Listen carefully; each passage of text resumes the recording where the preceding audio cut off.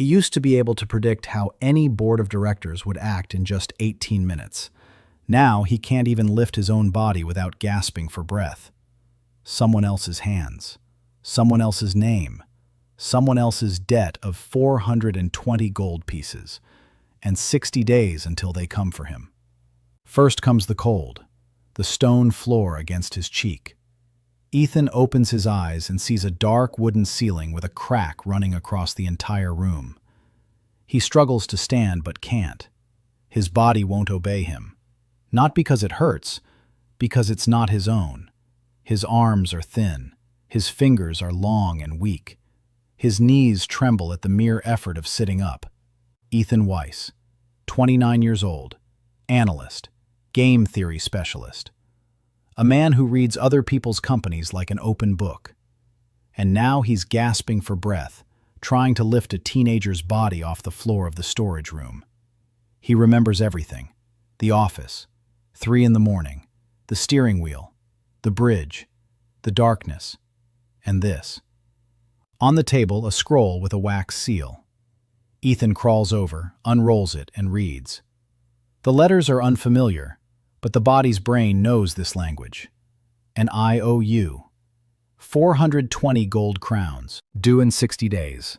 The debtor is Baron Ethan Weiss. He reads the name 3 times. His name. Or rather, the name of the person whose body he's trapped in. The analyst sits on the edge of the bed and thinks. 4 seconds.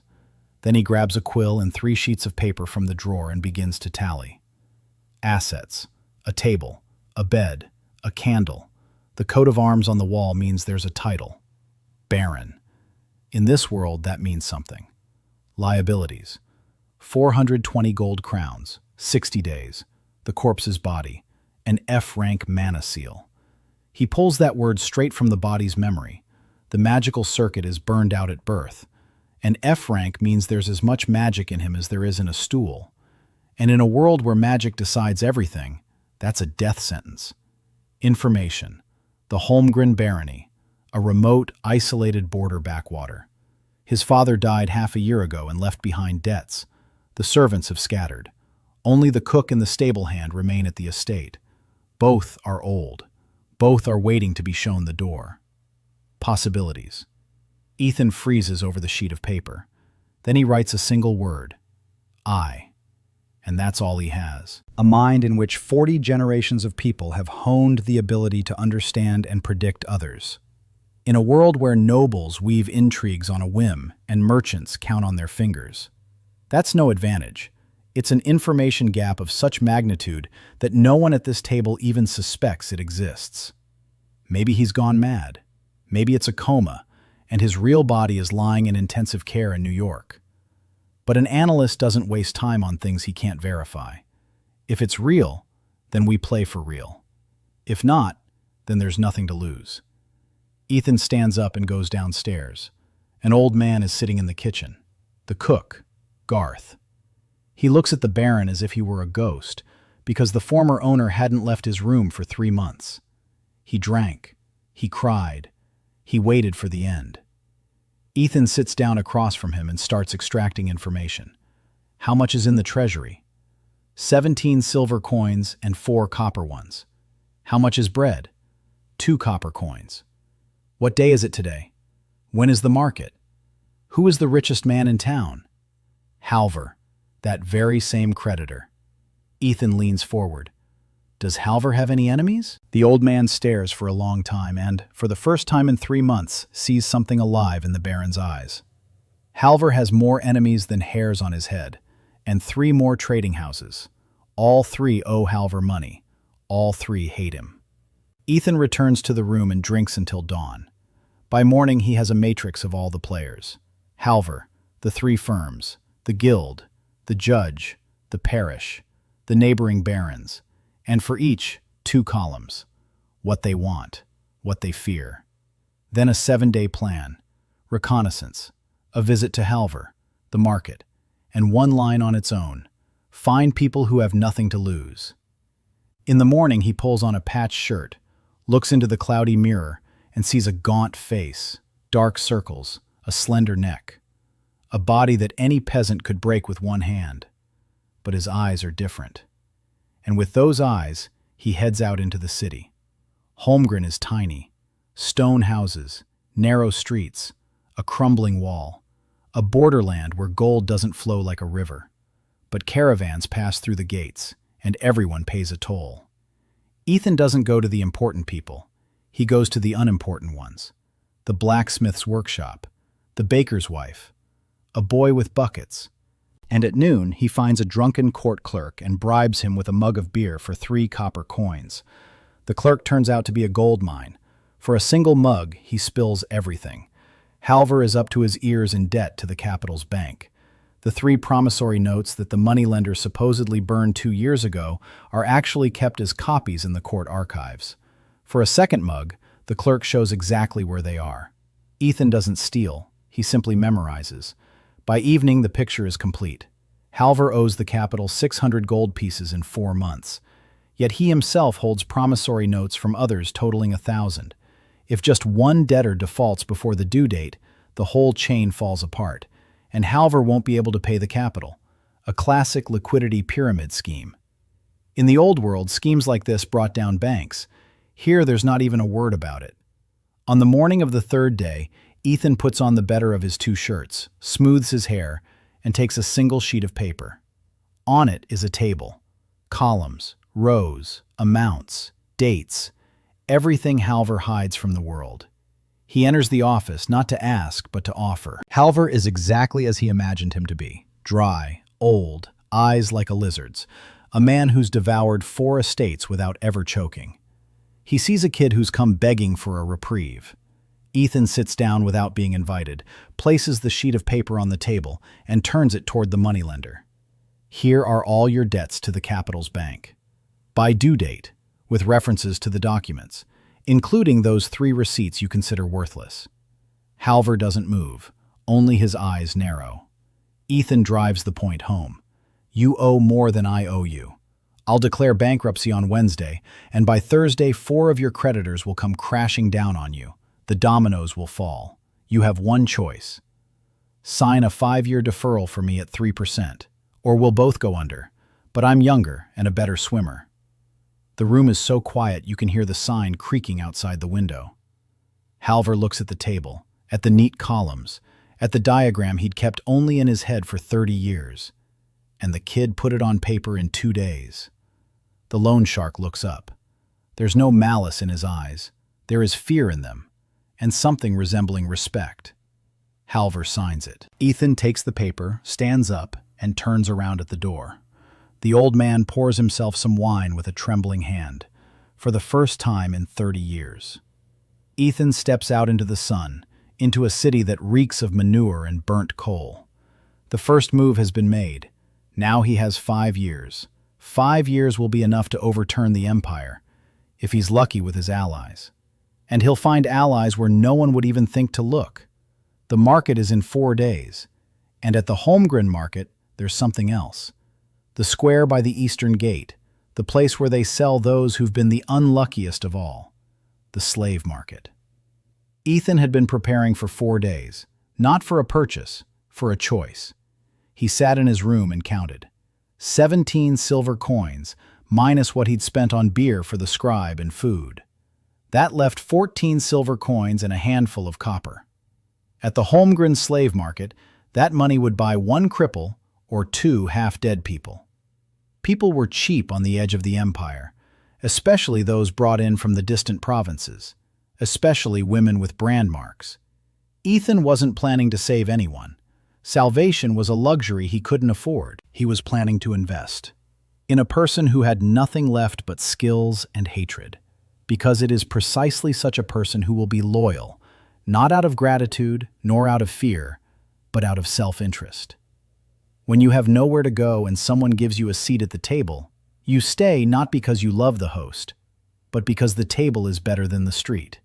And if the host is also smarter than you, then you'll stay for a long time.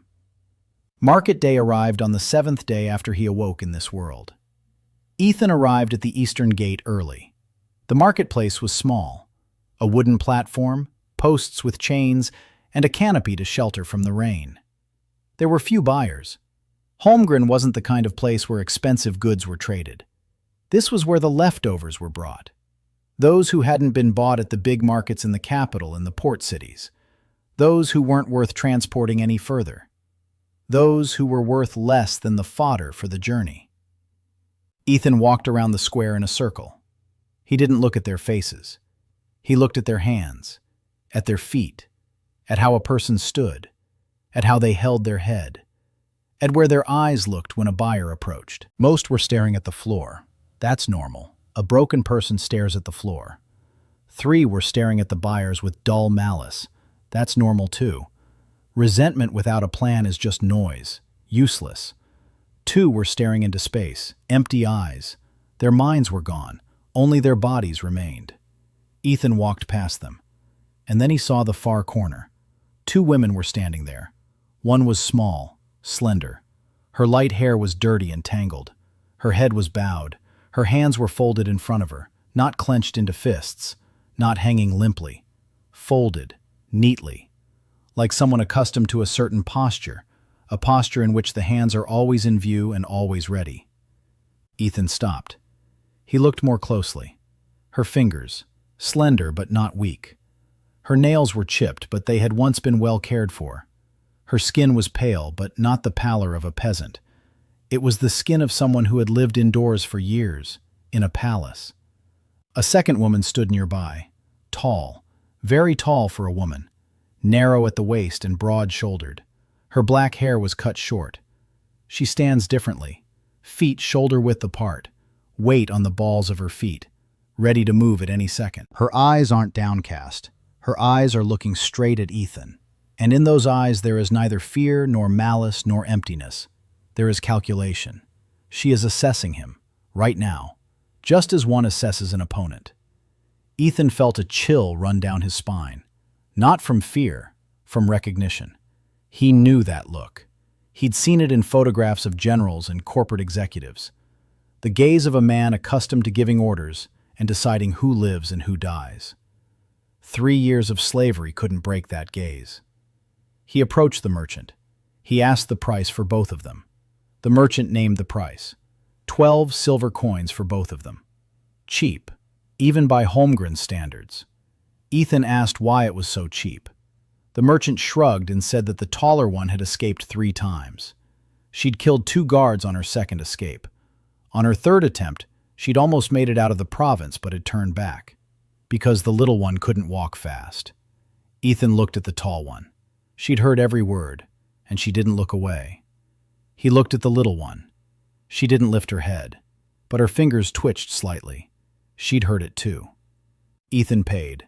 12 silver coins. He had 2 silver coins and a copper coin left. The merchant unfastened the chains and handed him the rope tied to the collars. Ethan took the rope. He looked at it.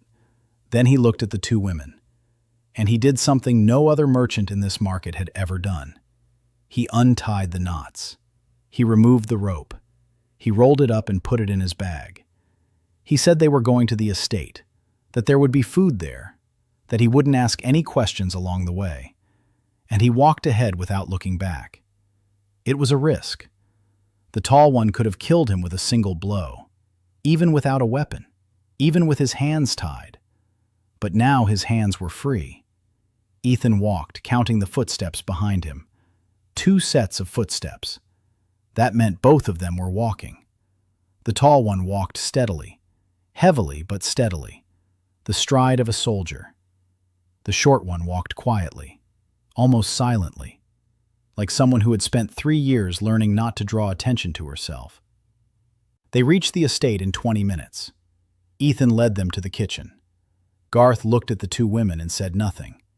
Ethan ordered a hot meal to be prepared, whatever was available. Soup, bread, meat, if there was any left. Garth nodded and began cooking. Ethan seated them at the table. He sat across from them. Not next to them, across from them, at a distance, so that both of them could see his hands and his face, so that there was a table between him and them, a boundary he had no intention of crossing without an invitation. When the food was ready, he pushed their plates toward them. He divided his portion into 3 parts. He gave them 2/3. He kept 1/3 for himself. The tall one noticed this. Her eyes narrowed slightly. The petite one didn't move. She stared at her plate, at the hot soup. Steam rose from the bowl, and she looked at it as if it were something impossible. Ethan understood. They hadn't been fed a hot meal in a long time. He didn't say anything. He stood up. He left the kitchen. He closed the door behind him. He let them eat without prying eyes. He stood in the hallway and listened. Silence. Then the sound of a spoon against a bowl. 1 spoon. Then a second. He nodded to himself and went into his study. An hour later, he returned. The plates were empty. Both women were sitting in the same spots. The tall one looked at him. The short one still wouldn't look up. Ethan sat down and said that now he would speak, not ask questions. Speak. He said he needed allies, not slaves, not servants, not concubines, allies. He said he was a baron with no money, no power, and no army. He said he didn't know how to fight, and that any peasant could break him in two. He said the only thing he had was his head, and that a head without hands was useless. He needs hands. He needs a shield. He needs someone to cover him while he thinks, and in exchange, he'll cover them. Not with chains, with the law. He said he was offering a marriage contract, a formal one, on paper. The baron's wives are protected by their title. They cannot be returned to the market. They cannot be taken away without a trial. Their brands could be concealed under the status of free women. This is not a commitment of their bodies. It is a commitment that the 3 of them are on the same side of the table. The tall one listened without moving. When he finished, she spoke for the first time. Her voice was low and hoarse from the long silence. She asked what would happen if they refused. Ethan replied that then they would leave. Right now. The door is open. He won't stop them. He'll lose 12 silver coins. That's his problem. The tall one looked at him for a long time, searching for a lie, searching for what she was used to finding in men. An ulterior motive, a hidden condition, hunger in his eyes. She found nothing, because there wasn't one. Ethan wasn't lying. He was brutally honest. He needed functions, not bodies. A strategist needs a general and a figure with legitimacy. Everything else is poetry he can't afford. The little one raised her head, for the first time all day. She had blue eyes, clear and cold as a winter sky. Eyes that held so much pain that Ethan forgot how to breathe for a second. She looked at the tall one. Something passed between them without words.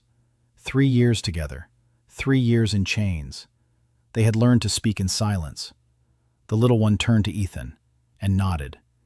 Ethan took out the contract. He'd written it that night. 3 copies. The little one signed first. Her hand didn't tremble. Her handwriting was even and confident, the handwriting of someone who hadn't learned to write in a village school. Ethan noticed this and added another line to the table in his head. The tall one signed last. She set the pen down on the table and placed a knife next to the pen, a small one, hidden somewhere in her clothes all this time. On the table, next to the signature and the pen, lay a knife. It was a message, clearer than any words. I've signed, but if you lied, I'm ready. Ethan looked at the knife. He looked at her. He nodded. He said he understood, and he offered her some tea. The next morning he found a witness, a local judge named Doran. Ethan hadn't chosen him by chance. Doran was in debt to both the pharaoh and castle houses. If he ran off to report to one of them, the other would find out and Doran would be in trouble. The perfect witness, a man who had every reason to keep quiet. Doran certified the contract. He affixed his seal. He looked at the 2 women and at the young baron. He wanted to ask something. He didn't ask. He left. Ethan closed the door. He turned to his 2 wives. He said that work would begin tomorrow. He said he needed to know what they were capable of. Not who they were, what they were capable of. Names and pasts could wait. The tall one said she knew how to kill. She said it without emotion, like a fact, like the fact that water is wet. The short one said she knew how to count. and to keep quiet. Ethan nodded to both of them. That was enough for now. The first week after signing the contract, Ethan didn't ask a single question about their past. Not a single one. It was the hardest thing he'd ever done in his life, because he already knew. Not everything, but enough. The little girl's handwriting, her posture, her skin, the way she folded her hands. She wasn't just a noblewoman. She was someone who'd been taught to stand before a crowd. Someone who'd been taught to hold her back straight enough to wear a crown. Her height was a whole other story. Ethan watched her move around the estate, how she checked the corners of the rooms, how she sat with her back to the wall and facing the door, how she woke at the slightest rustle 30 paces away. She's not just a soldier, she's the elite. He didn't know the rank of her monoceal, but judging by how she killed 2 guards during her escape, one could assume it wasn't an F or a D or even a B. But he kept quiet. Because trust isn't built on questions. Trust is built on actions. Every day. Small ones. Imperceptible ones. He fed them 3 times a day. A hot meal in the morning, a hot meal at noon, a hot meal in the evening. Portions larger than his own, every single time. He didn't eat in front of them. He'd leave. He'd give them space. He didn't lock any doors, not a single one. At night, his room was at the end of the hallway. Their rooms were next to each other at the other end. Between them were 20 steps and 3 unlocked doors. He slept knowing that the tall one could walk in at any moment and slit his throat. And that knowledge didn't keep him from sleeping, because if she decided he was dangerous, no lock would stop her. And if she decided he was safe, then a lock wasn't needed. Control in this situation is an illusion. The only strategy that works is transparency. On the 3rd day after signing the contract, he began reorganizing the estate. Not with money, there was none, but through processes. He sat Garth and the stable hand Burnt down at the table and explained that from now on, everything would be different. Burnt is in charge of the yard, the stable, firewood, and water. Burnt has a daily to-do list. Every evening, he reports on his progress. Garth is in charge of the kitchen and grocery shopping. Garth has a budget. 2 silver coins a week, not a coin more. Both of them looked at him as if he were crazy. A baron who makes to-do lists for a stable hand. A baron who counts copper coins. But Ethan spoke in a tone people weren't used to. Calm, precise, without shouting or pleading. The tone of a man who knows his words will be obeyed, not because he's the master, but because his words make sense. They began to comply. On the 5th day, Ethan went into town and spent the whole day there. He visited 3 trading houses. He didn't introduce himself as a baron, but as a courier, a boy on an errand. His teenage physique was perfect for the part. No one pays attention to a skinny kid asking where to pick up a package for a gentleman. He gathered information. Who buys what? Who sells to whom? What goods pass through Holmgren? Which ones are held up in warehouses? And which ones are in demand? By evening, he had a map of the province's trade flows. Simple, but effective. And he spotted a gap. Soap. Holmgren lay on the caravan route. Spices from the east and fabrics from the south passed through it. But what about the everyday goods every caravan needs? Soap, candles, rope, simple food that doesn't spoil. All of this was brought in from other cities. The transportation markup doubled the price. If produced locally, it could be sold cheaper than imported goods and still yield a profit margin. Soap was the easiest. Fat, lye, water, a mold. All of these things are available in any village. In his past world, he had never made soap, but he knew the principle: saponification of fats with lye, basic chemistry taught in school. Here, it would be like magic. He returned to the estate and drew up a diagram. The tall woman was standing by the door to his study. She didn't come in. She just stood there. She'd been doing this since the 2nd day. At first, he thought she was standing guard. Then he realized she wasn't standing guard. She had chosen her position. On her own, without orders, between the study door and the outside world. If anyone entered the estate, they would have to pass right by her. Ethan didn't comment on it. He simply placed a mug of hot tea by the door every evening. By morning, the mug was empty. On the 10th day, the little girl spoke on her own for the first time. Ethan was sitting at the table, doing calculations.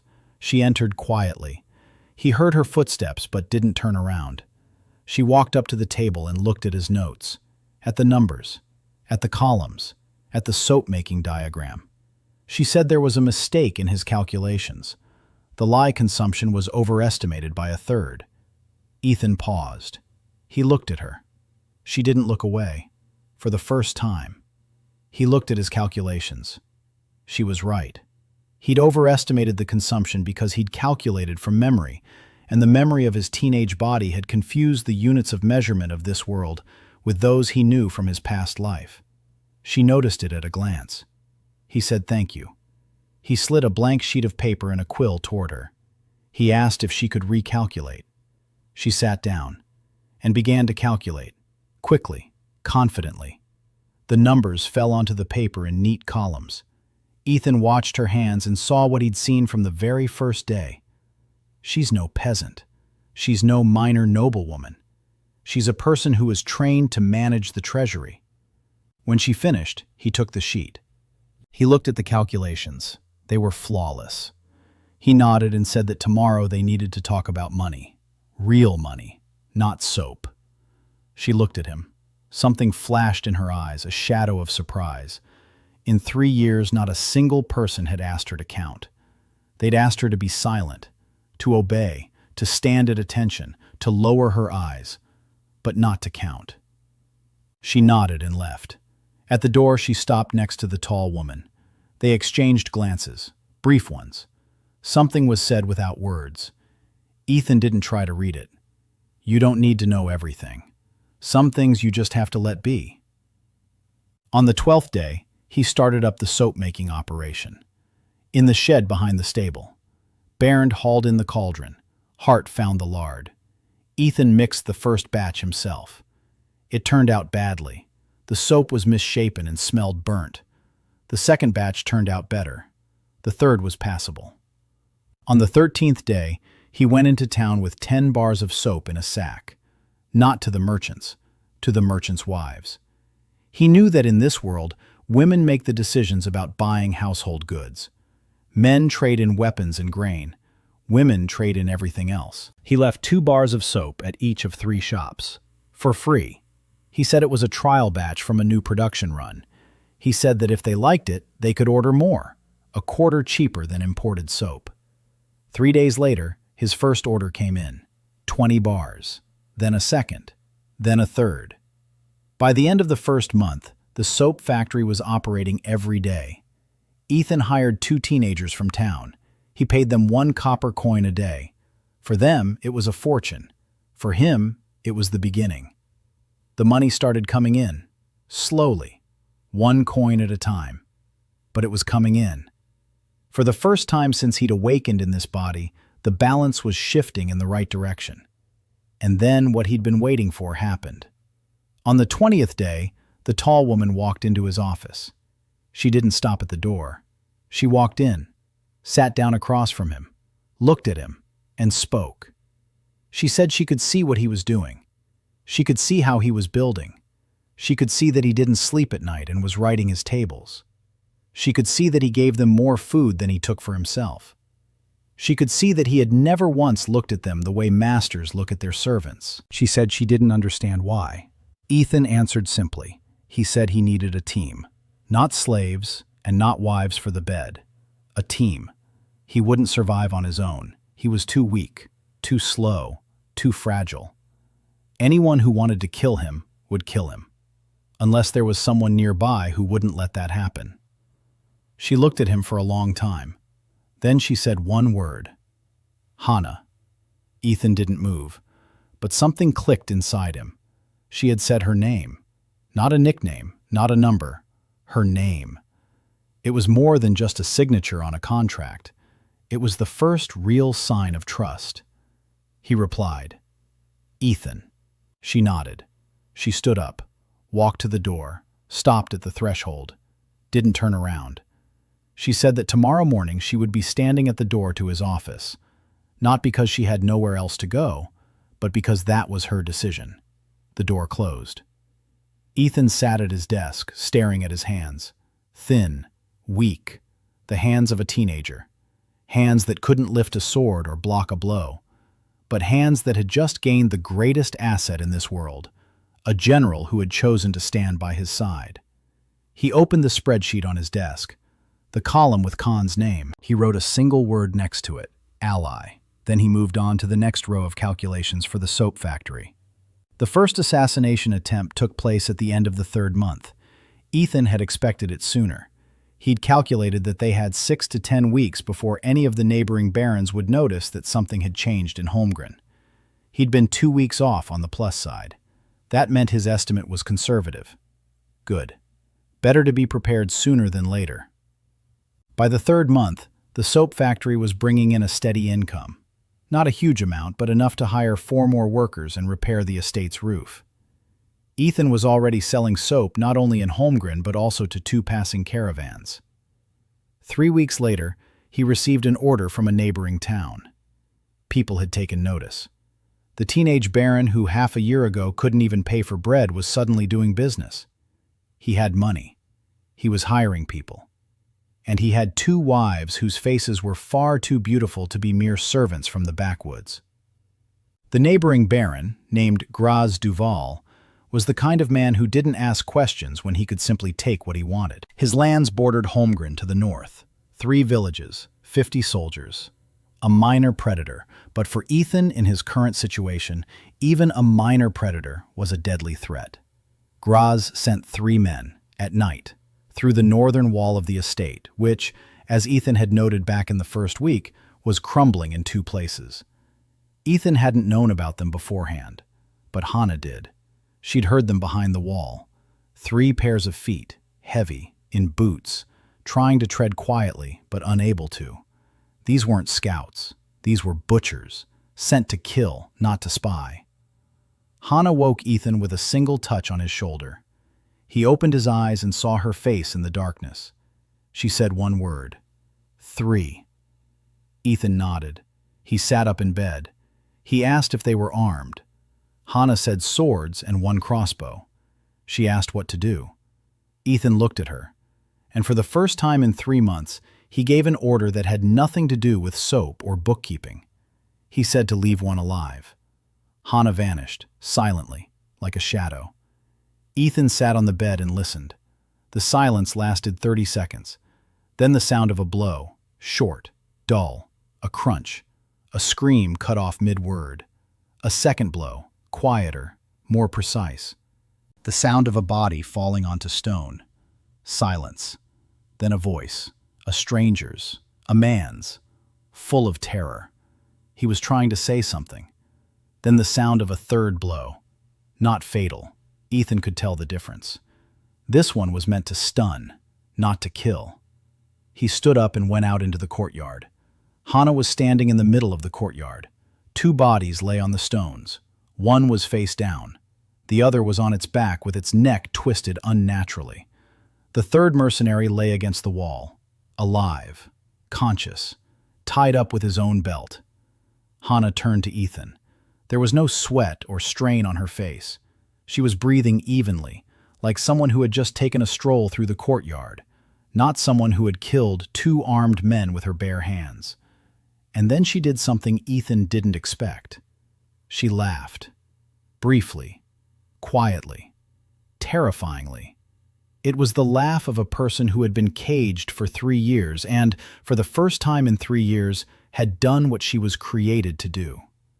Ethan looked at her, and in that moment, he finally understood who he had bought for 12 pieces of silver. She wasn't just a soldier. She wasn't just elite. She was a general. A rank no lower than SS, possibly SSS, a human weapon. 3 years in chains, and she killed 2 men in 30 seconds, without a sword, without armor, without training. She spared the 3rd one, just as he'd asked, because he'd asked. Ethan approached the survivor. He crouched down. The mercenary looked at him with eyes full of terror, not because of Ethan, but because of what was standing behind him. Ethan asked 4 questions. Who sent him? What was the payment? How much was paid? Who else knows? The mercenary answered all four. Graz Duval. For the baron's head and those of his 2 wives, 50 silver pieces. No one else knows. A private contract. Ethan nodded. He stood up. He looked at Hannah. He told her she needed to get some sleep. She looked at him as if he'd said something very strange. Then she nodded and left. Ethan stayed with the mercenary. He called for Garth. Together, they carried the bodies to the woodshed. They locked the mercenary in the basement. In the morning, Ethan wrote a letter. Not to Graz Duval, to Graz Duval's wife. He knew about her from conversations around town. A woman from a good family. She hadn't married for love. She put up with her husband because she had nowhere else to go. Ethan wrote her exactly 3 sentences. That her husband's 3 mercenaries were dead. That a living witness was ready to repeat his testimony before any judge. And that Baron Holmgren would prefer to maintain good neighborly relations and would wait 3 days for a reply. The reply came a day later. Not from the wife, from Graz himself. A short letter, polite. Apologies for the misunderstanding. An offer compensation in the form of 20 sacks of grain. And not a word about the mercenaries. Ethan read the letter and placed it in a stack of documents he privately referred to as his archive of leverage. Each such document was a lever, pressure, insurance, something that could be used once at the right moment, or never used at all. But it was good to have. After the assassination attempt, something changed. Hannah began training, every morning, in the courtyard, without a weapon at first, then with a stick, then with a sword that Ethan had bought for her at the market. A poor sword, dull and heavy. She didn't complain. She worked. And it wasn't just training. It was a return. Ethan watched from the window of his study. She moved in a way that took his breath away. Not because of her beauty, though there was beauty there too, but because of her precision. Every movement was calibrated to the millimeter. Not a single superfluous gesture. Not a single wasted second. She was a person made for battle. 3 years of slavery hadn't killed that. It had only hidden it. Now it was coming to the surface. And something else had changed. The little one had started talking more. Not about herself, about the business. She came to Ethan's office every evening, and they pored over the calculations. She calculated faster than he did. She saw patterns he missed. Once, she pointed to his income chart and said that if they switched the soap factory to a 2-shift operation and hired 3 more people, by the end of the 4th month, revenue would double. Ethan looked at her calculations. He checked them. She was right. He followed her recommendation. Revenue doubled by the middle of the 4th month, 2 weeks ahead of schedule. One such evening, she stayed later than usual. They had finished their calculations. The candle was burning down. She sat across from him, silent. Ethan waited. He didn't rush her. She said she wanted to tell him. Not now, soon, when she was ready. Ethan nodded. He said he wasn't in a hurry. She stood up, walked to the door, stopped, turned around, said one word. Celine. A name, a second name, a second signature, not in ink on paper, but in a voice in the silence. Ethan nodded. He said thank you. She left. He sat in the dark, looking at the 2 names in his spreadsheet. Hannah, Celine. 2 people who, in 3 months, had gone from being slaves on a leash to people who voluntarily told him their names. This was worth more than any profit from soap. It was capital that couldn't be measured in coins. Ethan picked up a quill. He opened a blank sheet of paper, and he began to write a plan for the next 3 months. The soap factory was the first step. Now he needed the second. Trade routes, informants, connections. The real work was just beginning. By the 6th month, Holmgren had changed. Not on the outside. On the outside, it was still the same small barony on the edge of the empire, the same walls, the same streets, the same temple on the hill.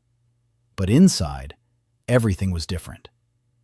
The soap factory was running 2 shifts, 8 workers, 3 types of products: plain soap for caravan drivers, herbal soap for shops, scented soap for the wives of merchants in neighboring towns. Ethan didn't stop at soap. He set up a candle workshop, then a rope-making workshop, all following the same principle: goods needed by every caravan passing through Holmgren.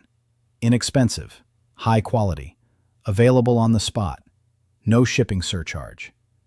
By the 6th month, his income had reached 12 gold crowns a month. That was still modest by the standards of the capital's mansions.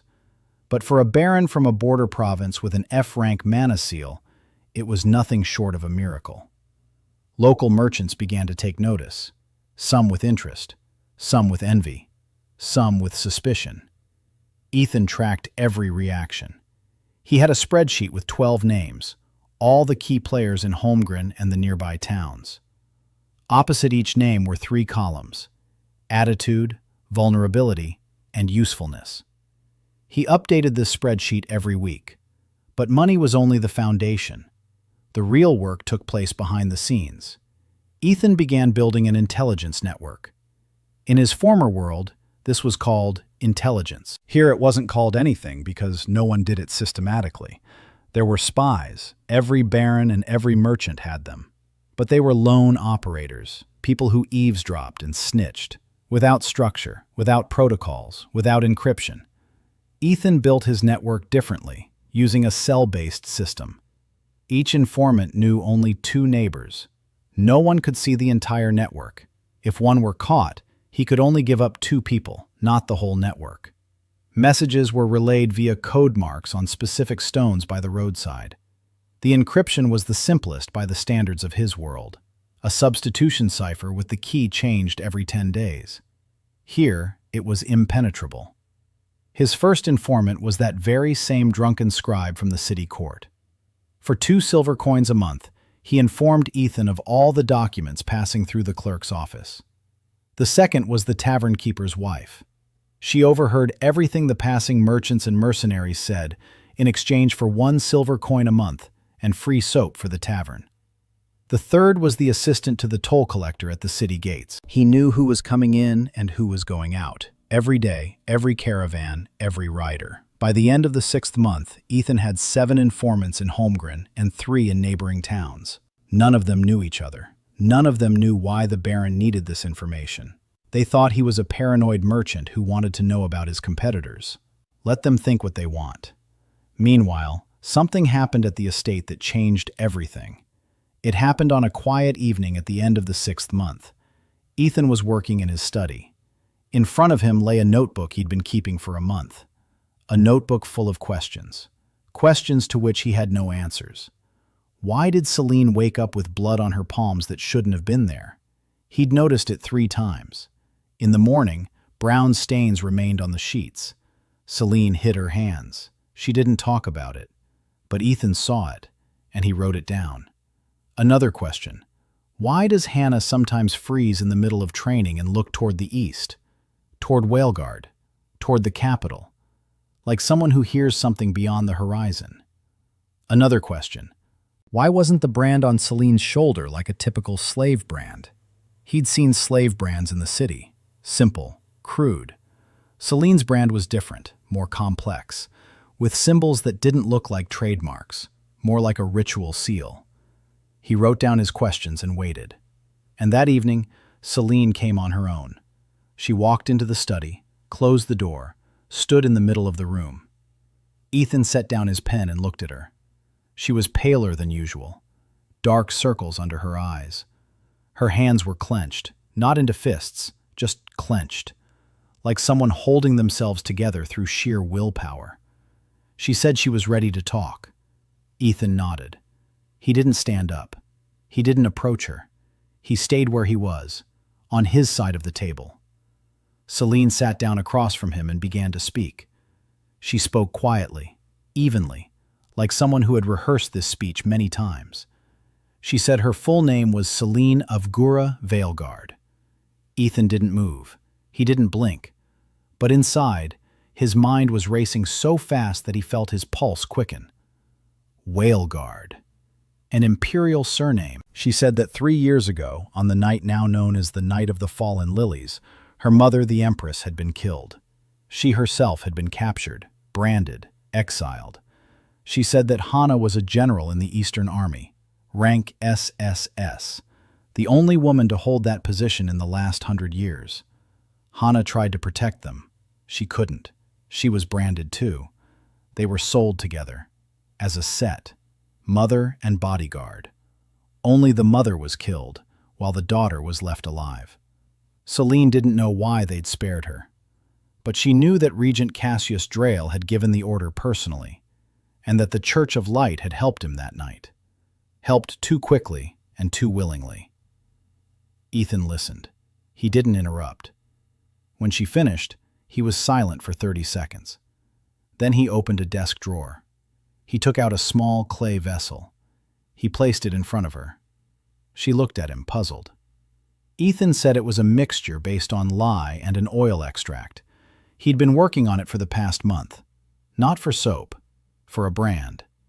He said this mixture breaks down the pigment in a slave brand without damaging the skin. Chemistry from a past life. A simple reaction. No one here knew about it. He said the process would take 3 nights. It would sting, but not too badly. After the 3rd night, the brand would be gone. Celine looked at the vessel, at his hands, at his face. She was looking for a catch, a price, a condition. He waited. She didn't find one, because there was no condition. He wasn't doing this because she happened to be the Empress. He would have done it anyway. The brand was an insult. Insults must be removed. This isn't a strategy. It's simply the right thing to do. She took the vessel. Her hands didn't tremble. Her voice didn't tremble.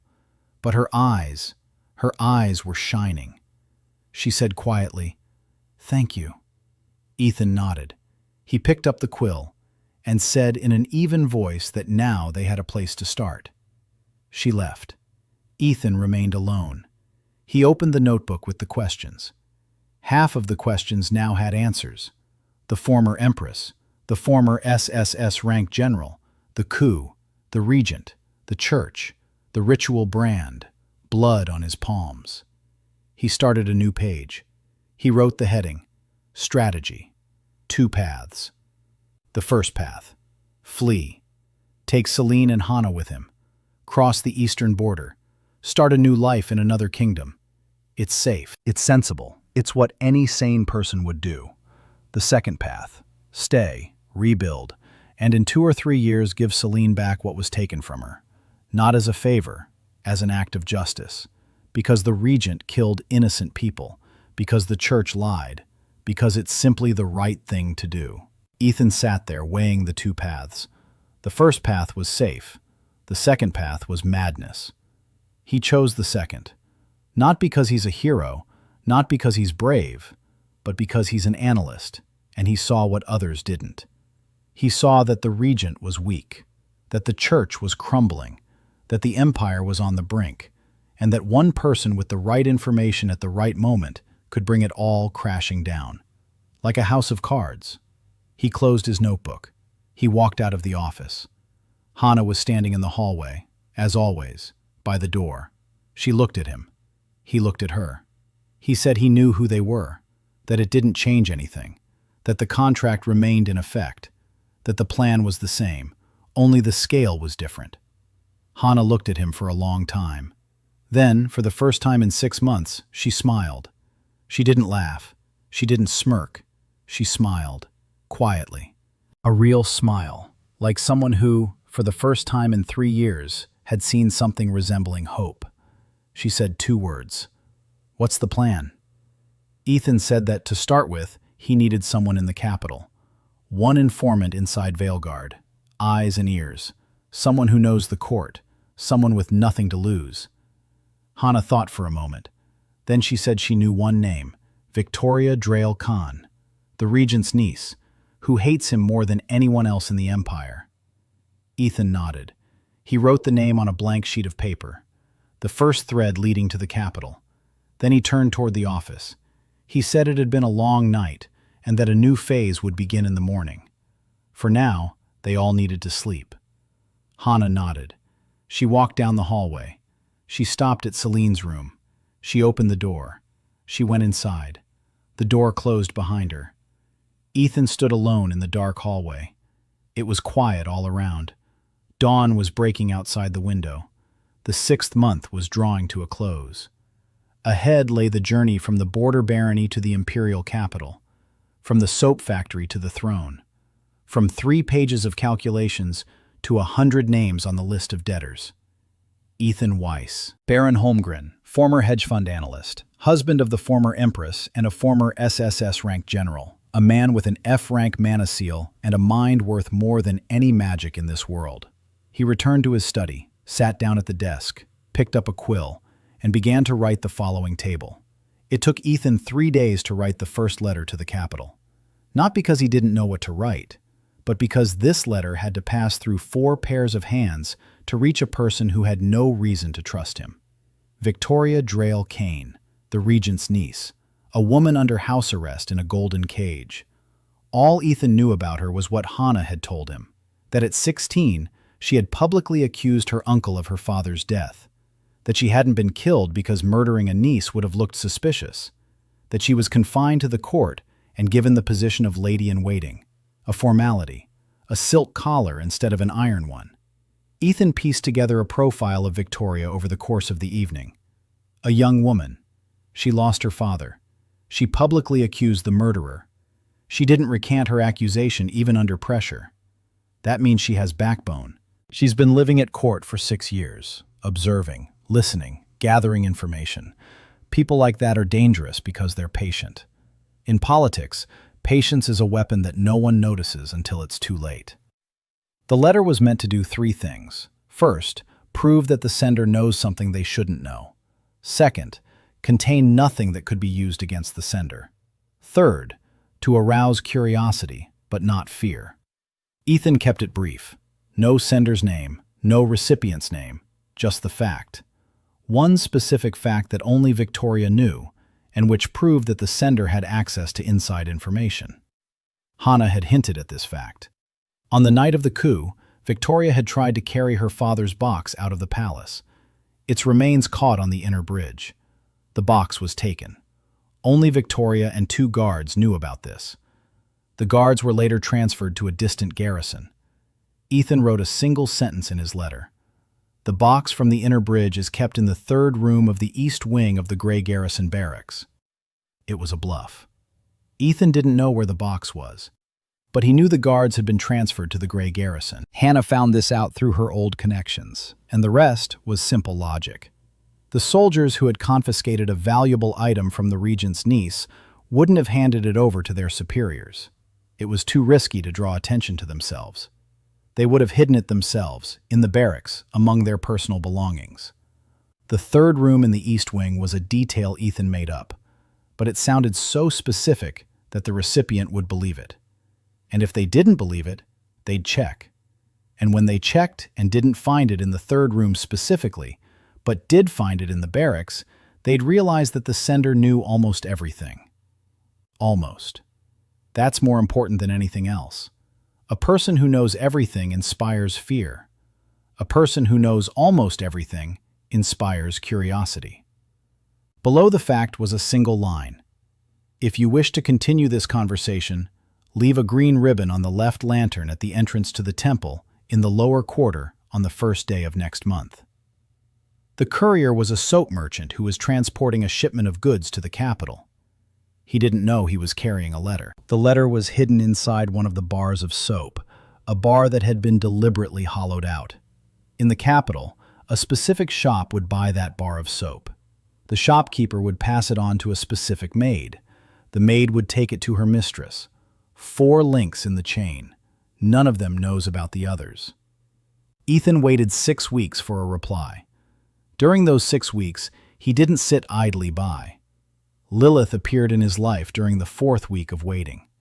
Halvor had sent his granddaughter, formally, for training as part of a peace agreement. In reality, as a hostage. Ethan understood this. Halvor did too. Both pretended not to understand. She arrived in a carriage that cost more than Ethan's entire monthly income. Small, red-headed, wearing glasses. The lenses were thick and slightly cloudy. Glass in this world was expensive and poorly made, but even through those lenses, her eyes were sharp, quick. The eyes of someone who counts everything she sees: the number of steps on the porch, the number of windows in the house, the number of workers in the yard. Ethan noticed how she was counting. To herself. Automatically. Like breathing. He recognized it because he did the same thing himself. She bowed to him awkwardly, addressed him as "my lord." Her voice was thin and uncertain, but when she saw his office and the desk cluttered with tables and calculations, she froze. Her eyes lit up, like a child who'd been led into a room full of toys. Ethan gave her her first assignment that very day, an audit of the soap factory, a complete one: revenue, expenses, unit cost, margin for each product type, losses from defective products, capital turnover period. He expected it would take her a week. She brought the report 2 days later. Ethan read it from the first line to the last. The report was flawless. More than that, she had identified 3 expense items that Ethan could cut and 1 that needed to be increased. She explained why. Her explanation was 4 sentences long, and not a single one was superfluous. Ethan looked at her. She stood before him, waiting. She nervously fiddled with the hem of her sleeve, waiting for him to speak. Good or bad, right or wrong, just as she'd waited her whole life for her grandfather, who'd never told her anything except, "Keep counting." Ethan said, "Thank you, Lilith. Without you, I wouldn't have spotted this mistake in the 3rd column." She blinked, opened her mouth, closed it. She blushed all the way to the roots of her hair. She mumbled something and ran out of the office. Celine was standing in the hallway and saw it. Ethan caught her gaze. There was something warm in it, for the first time. 3 days after Lilith's arrival, a reply came from the capital. Not a letter, a man. A spice merchant from an eastern caravan had stopped in Holmgren and requested an audience with the Baron. Ethan received him in his office. The merchant placed a small bundle on the table. Inside was a green ribbon. Victoria replied. The conversation began.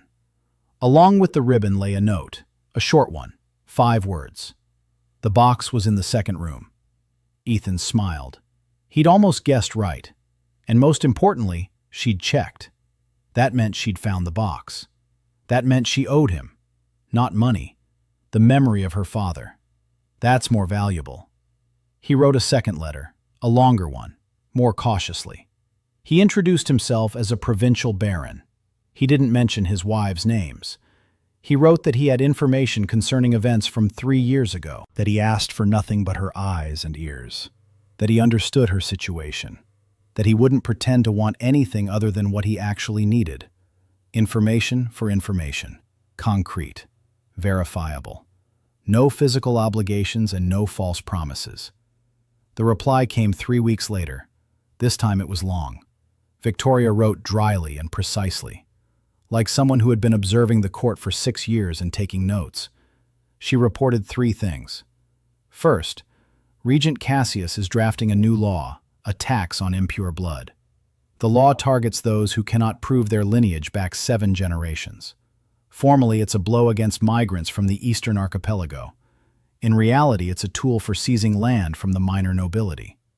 Second, the church purifiers have stepped up their activities.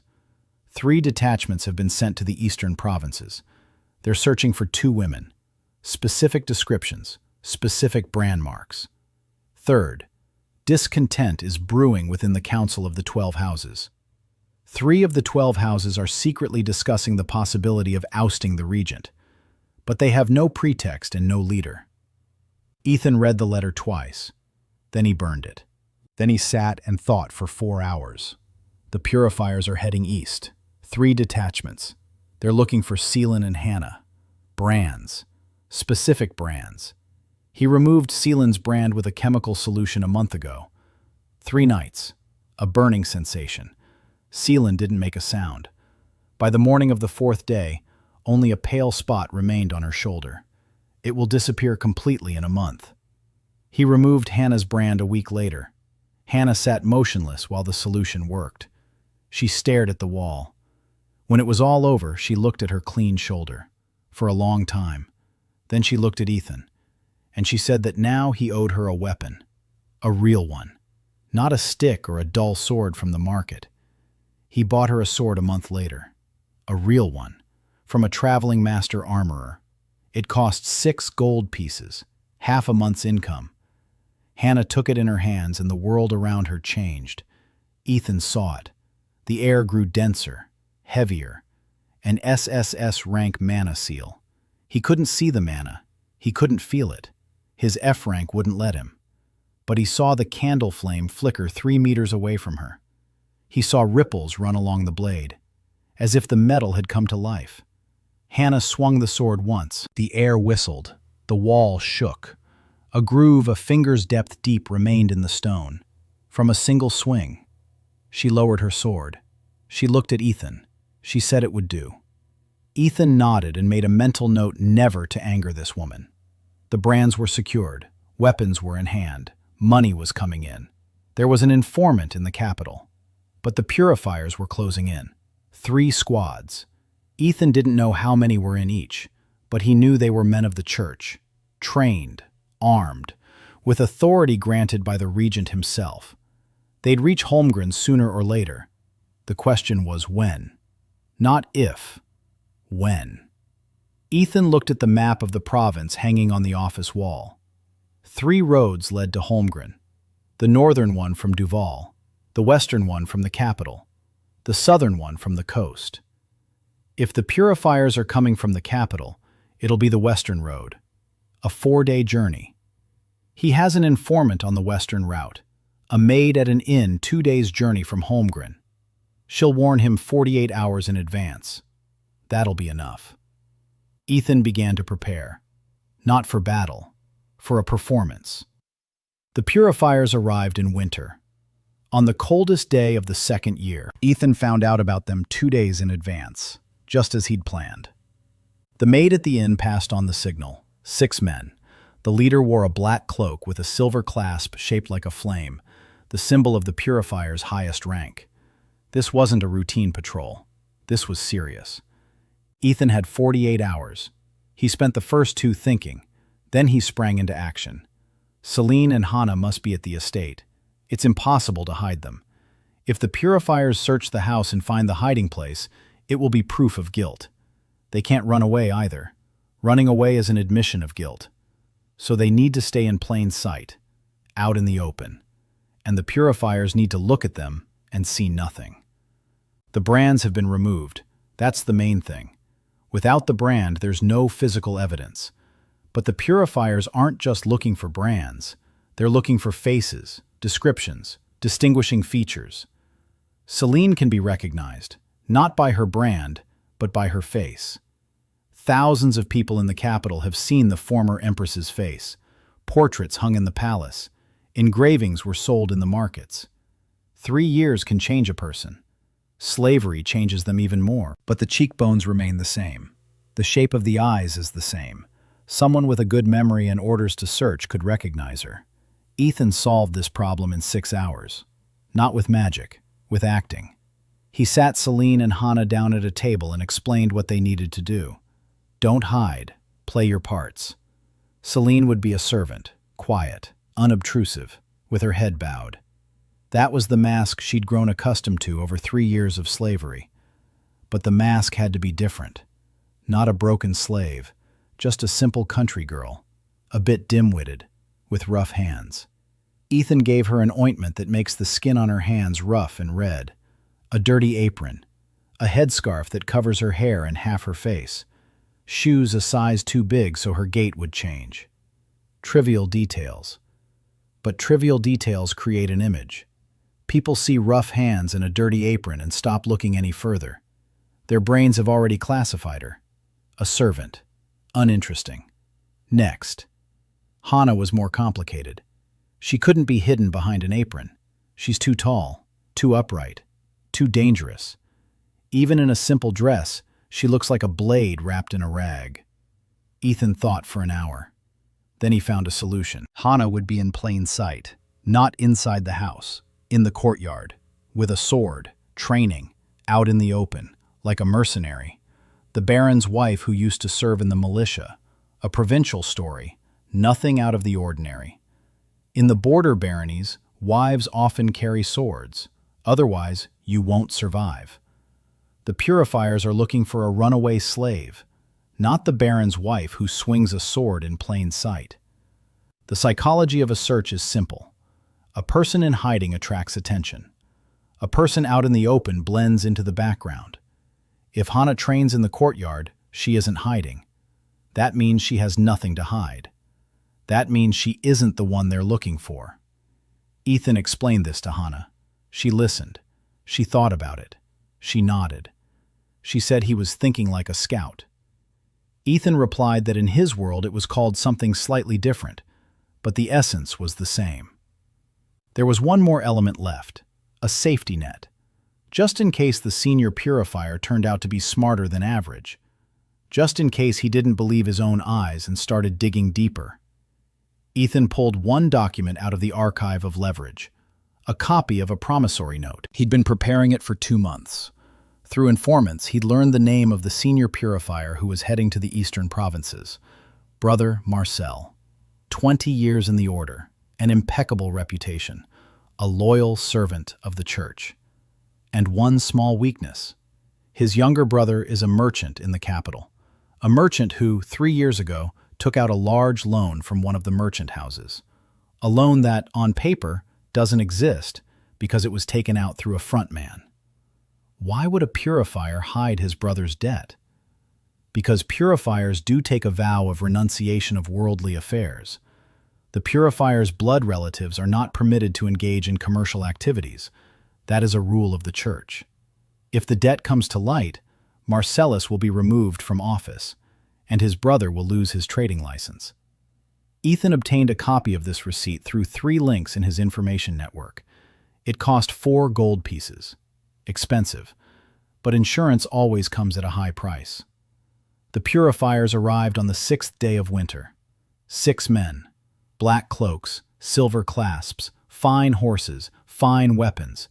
Their faces were stern. They rode into the estate without warning. They had the right to do so. The purifiers had the right to enter any home in the empire, no knocking, no permission, a privilege granted by the church and confirmed by the regent. Ethan met them in the great hall, alone, calm, smiling. A young baron who was glad to have guests, who offered food and rest after their journey.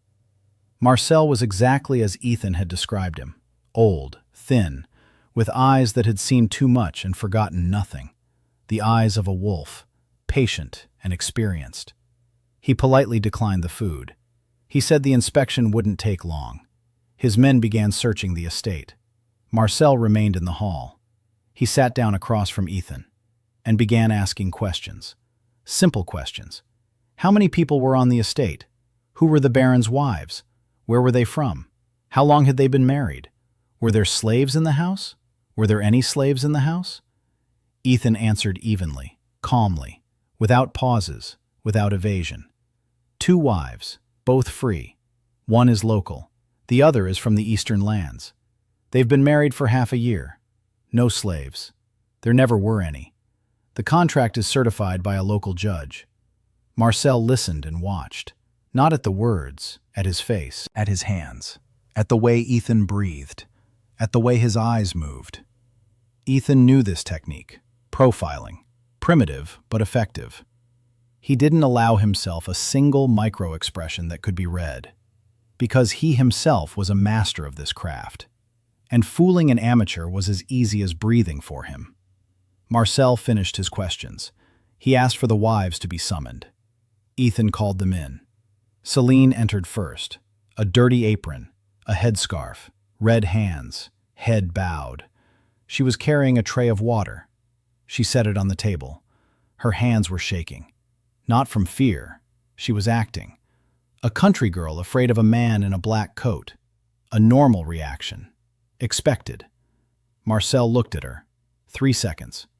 His gaze slid over her hands, over her headscarf, over her hunched back. Ethan counted the seconds. 3, 4. Marcel looked away. He turned to Hannah.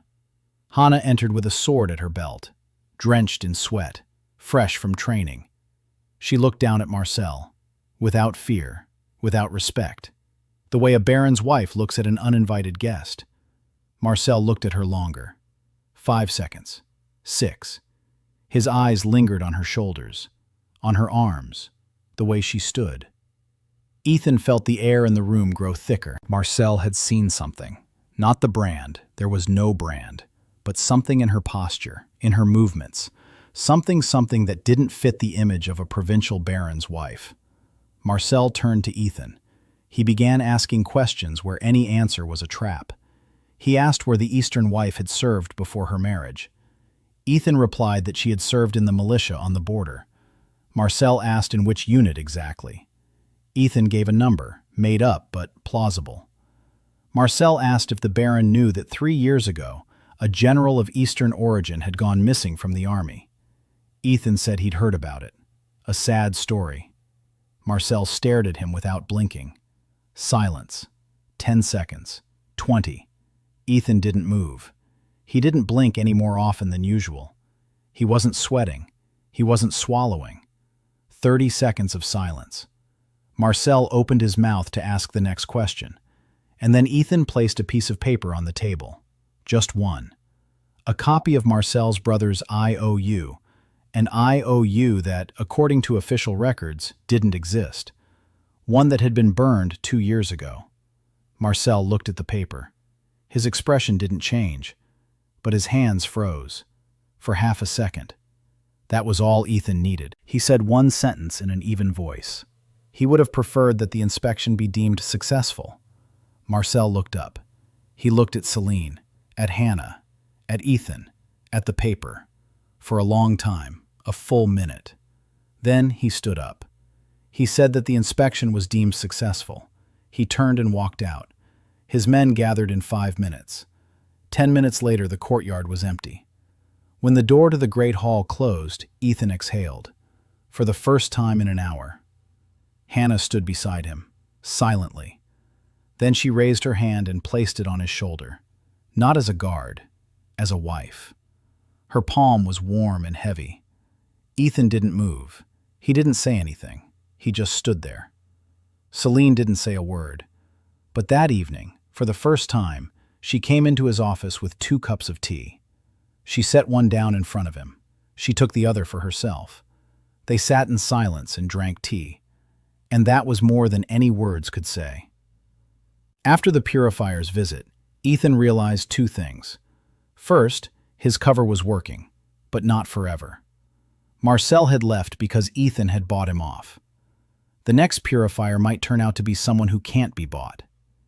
Second, he needs more people, not informants. People with skills he doesn't have. Specific people for specific tasks. Ethan opened his notebook and made a list. He needs a financier. Check. Lilith. He needs a fighter. Check. Hannah. He needs a politician. Check. Celine. Although Celine doesn't know yet that she's a politician, she still thinks she's a fugitive. Ethan saw this and waited. He didn't rush things, but he saw it. He needed someone who knew the church from the inside. No. He needed a pharmacist. No. He had to find these 2. He found the first one through Hannah. Amber Kane, a former nun of the church's lower order, excommunicated for asking questions. Hannah learned about her through old connections in the eastern provinces. Mona, who knew the church's rituals and hierarchy, and had been exiled to a small parish on the provincial border. Formally a teacher. In reality, an exile. Ethan went to see her himself, alone. Hannah wanted to go with him. He refused. He said the former nun would be frightened by an armed woman, and a young baron in plain clothes on a lame horse doesn't look dangerous. The parish turned out to be a wooden building on the outskirts of a village, 2 days' journey from Holmgren. Small, poor. The roof was leaking. The walls were crooked. Amber Kane wasn't at all what he'd imagined her to be. He'd expected a woman broken by exile, quiet, lifeless.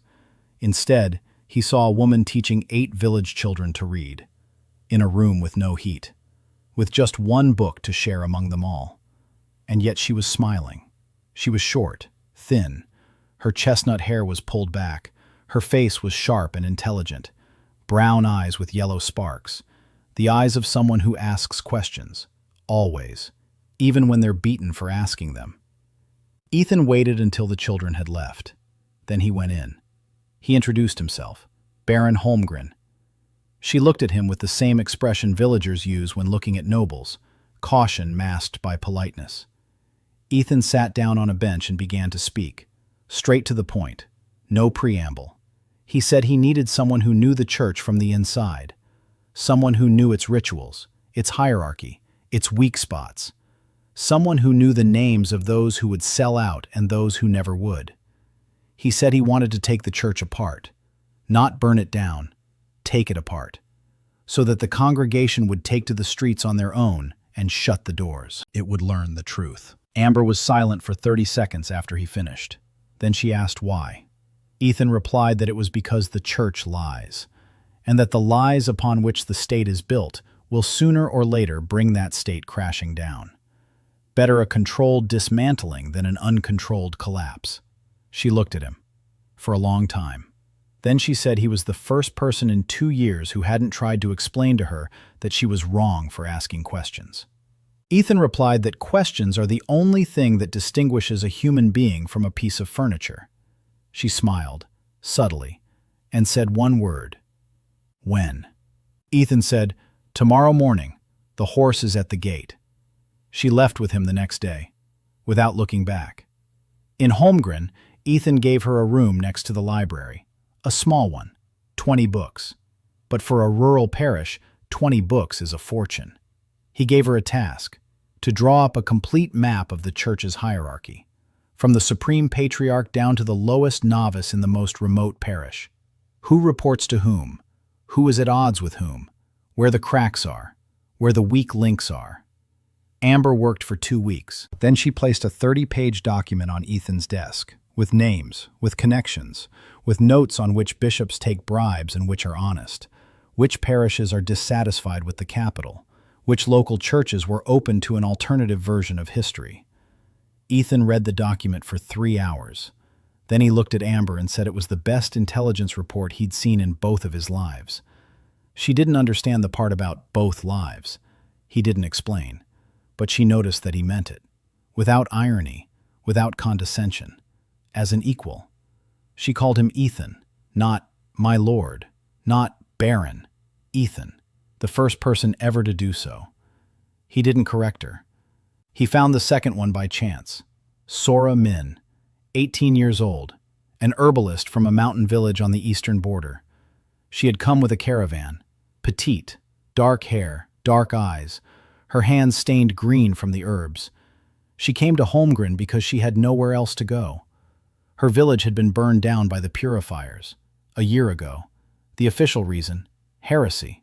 The real reason, the village stood on land that the local temple wanted. Everyone died. She survived because she was in the mountains gathering herbs. She returned and found ashes.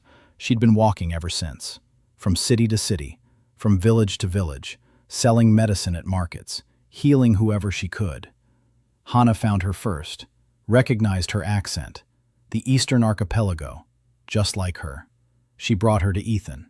Sora stood before him, staring at the floor, small, thin, hungry, with a sack of herbs on her back.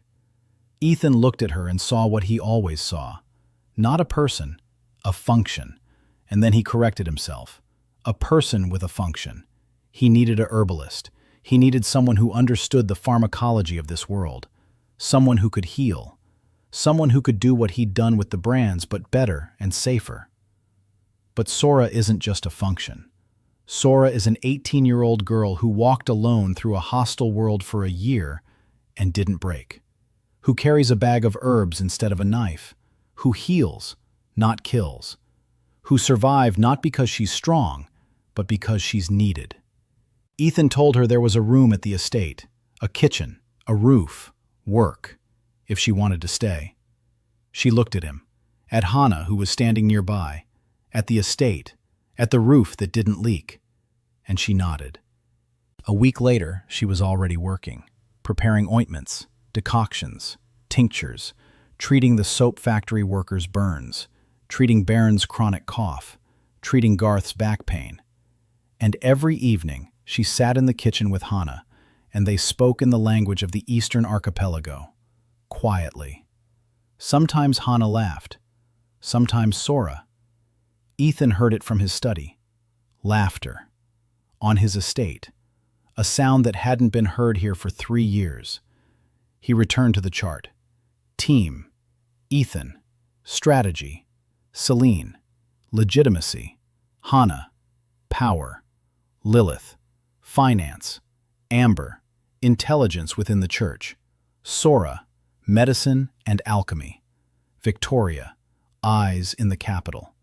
7 people, 7 roles, 1 goal. He put down his pen and leaned back in his chair. For the first time in 8 months in this world, he had something resembling a team. No, not a team. A family. Though he wasn't sure he knew the difference. Not in this life. Not in the last. Ethan personally brought back from exile the former nun Amber Kane, who in 2 weeks had mapped out the entire hierarchy of the church, complete with names and vulnerabilities. Sora Min arrived with the caravan, a herbalist from the Eastern Archipelago, the sole survivor of a village burned to the ground by the purifiers. Ethan's team was now fully formed. 7 people, 7 roles. By the end of the first year, Ethan controlled 3 trade routes passing through Holmgren. He didn't own them, he controlled them. The difference is fundamental. Ownership is property. Property is visible. It can be taken away. Control is influence. Influence is invisible. It cannot be confiscated because it exists in people's minds, not on paper. The first route, the Eastern Trail, spices and silk from the archipelago. Ethan didn't buy a stake in the caravans. He offered a service. Storage in Holmgren, security along the stretch of road from Holmgren to the next town, wagon repairs, horse changes, hot meals, medical care from Sora, who treated caravanners for dysentery and fever. Over the course of half a year, 4 out of 6 caravans stopped in Holmgren, because it was cheaper, because it was more convenient, because the only herbalist within 100 miles lives here. The second route, the southern route, ore and lumber from the coast. Here, Ethan operated differently. He offered the merchants insurance, a concept that didn't exist in this world. The caravan pays 2% of the cargo's value before departure. If the cargo is lost, Ethan compensates for the loss. If the cargo arrives intact, the 2% stays with Ethan. The merchants laughed. Then 3 caravans in a row made it through without any losses, and Ethan collected 6 gold pieces for nothing. Then the 4th caravan was robbed. Ethan paid the compensation. 20 gold pieces. That stung. But the 5th, 6th, 7th, and 8th caravans went smoothly, and Ethan earned 12 gold pieces. The math worked out. The law of large numbers. They hadn't heard of it here. The third route, the Western Trail, the capital road. Ethan didn't trade here. Here, he listened. Every traveler passing along the Western Trail carried information. News from the capital, rumors about the court, market prices, the regent's decrees, the mood in the provinces. Ethan organized the gathering of this information through the tavern at the crossroads. The tavern owner's wife was his informant. Free soap and a silver coin a month. Every week, Ethan received a report. Who had passed through, what they had said, where far they went. By the end of the first year, he knew more about what was happening in the empire than most officials in the capital. His income was growing, not quickly, but steadily. By the 12th month, the estate's net income stood at 30 gold crowns a month. For the capital, that was pocket change. For a border barony, it was unthinkable. Ethan hid the money, not all of it. Part of it went toward visible expenses, estate repairs, workers' wages, and raw material purchases. Some disappeared into the double-entry bookkeeping system managed by Lilith. 2 sets of books, one open to everyone, and one hidden from prying eyes. The hidden books contained the real figures: insurance revenue, expenses for informants, the intelligence budget, a rainy day fund. Lilith kept both sets without a single mistake. She worked 16 hours a day and was happy, because for the first time in her life, someone was thanking her and reading her reports right down to the last line. The fifth time Ethan thanked Lilith, she went into the storage room and cried for an hour. Celine found her there, took her by the hand, gave her some tea, didn't say a word, just sat beside her. Celine was changing, slowly, like ice that melts not from fire but from the warmth of a hand. She began to speak, not much, but every word carried weight.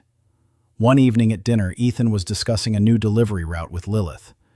Celine listened in silence.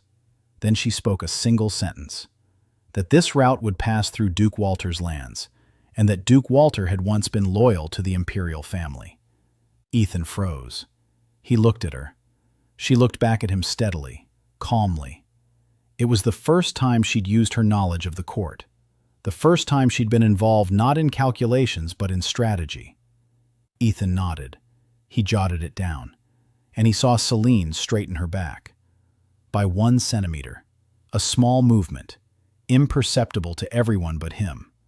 Her back, which had spent 3 years getting used to slouching, was beginning to straighten. Ethan gave Celine a task: to compile a list of noble houses that had been loyal to the imperial family before the coup. With notes: who remains loyal to this day, who has defected to the regent, and who is biding their time. Celine worked for a week. She brought back a 12-page list, 47 houses. Opposite each name was a detailed profile, connections, weaknesses, motives. This wasn't just knowledge of the court. It was an understanding of people that comes only after 10 years of living in a nest of vipers, which is what the imperial capital is. Ethan read the list and realized that Celine was not just about legitimacy, nor was she just about the crown. She was a politician, a natural, one who had remained silent for 3 years because speaking out was dangerous, and who was now beginning to remember that she had a voice. At the same time, another project was underway, a secret one. Amber and Ethan were analyzing the structure of the church. The 30 pages Amber had compiled in the first month had grown to 70. Every month brought new data, new names, new connections. Ethan began to see the big picture. The church was not a monolith. It was a pyramid. At the top was the Supreme Council, 7 patriarchs. Below them, thousands of parishes. A chasm lay between them. The lower churches were dissatisfied. Taxes from the parishes flowed upward, but nothing came back down. Priests in the provinces lived from hand to mouth, while the cathedral in the capital had golden candlesticks. This was the typical organizational structure before a schism. Ethan had seen such structures in the corporate world. A company that takes everything from its branches and gives anything in return. Sooner or later, the branches start looking for a different headquarters. All you have to do is offer an alternative. Ethan drew up a plan. Not for a month, for a year. 12 steps. Each step sets the stage for the next. Step 1. Find the 3 lower-level churches that are the most dissatisfied. Step 2. Establish contact through Amber. Step 3. Offer help. Not with money, with information. Show them that their taxes aren't going to support the poor, as the church promises, but are going toward golden candlesticks. Step 4. Wait. Let them start asking questions on their own. Step 5. When they start asking questions, give them answers. Concrete answers, backed by documents, with names, with figures. By the end of the first year, the first 3 steps had been taken. 3 lower-tier churches in the eastern provinces. 3 priests who, for 20 years, had handed over half of their parish's income to the higher-ups and never received anything in return. Amber reached out to them. As a former sister of the order, as someone who understood their pain, as someone who had answers to the questions they were afraid to ask out loud. The seeds had been planted. Now it was a matter of time. Ethan closed his notebook and stepped out into the courtyard. It was late in the evening. Stars, cold air. Hana was training by the wall, in the darkness, alone. Her sword glinted in the moonlight. Ethan stopped and watched. She moved like water, effortlessly, silently. S, S, S. 3 letters. The highest rank in this world. And this person stands at the door of his office every day of her own free will. Hana stopped. She sensed his gaze. She turned. She looked at him. Ethan said he had a task for her. Not training, not security. He needed her to start training people, fighters, to recruit 10 locals, young, strong, loyal. Not an army, a squad, Holmgren's personal guard. Hana looked at him for 10 seconds. Then she nodded, briefly, like a general who'd received an order worthy of execution. She said she needed weapons, armor, a training area. Ethan said that Lilith would allocate the budget tomorrow. Hannah nodded and went back to her training. Ethan headed back. Celine was standing by the office door. She was looking at him with that look he was already beginning to recognize. Not gratitude, not fear, not calculation. Something else, something warm and quiet. Something he couldn't figure out and wasn't even trying to. She said she wanted to talk to him tomorrow about the plan. The real plan. About Veilguard. About the throne. Ethan nodded. Tomorrow. She left. He sat down at his desk and opened a blank notebook. On the cover, he wrote a single word. Veilguard. Ethan's first public victory came in the 18th month. Not the one he'd planned. Better. Victoria sent a letter at the beginning of winter. Short. Alarming. The Council of the 12 Houses, with the regent's support, was drafting a new law. A tax on impure blood. The official wording was long and convoluted, like any law written by people who want to rob others but still look respectable. The gist was simple. Every subject of the empire was required to prove their lineage back 7 generations. Those who cannot prove it pay double taxes on land and property. Those who cannot pay lose their land.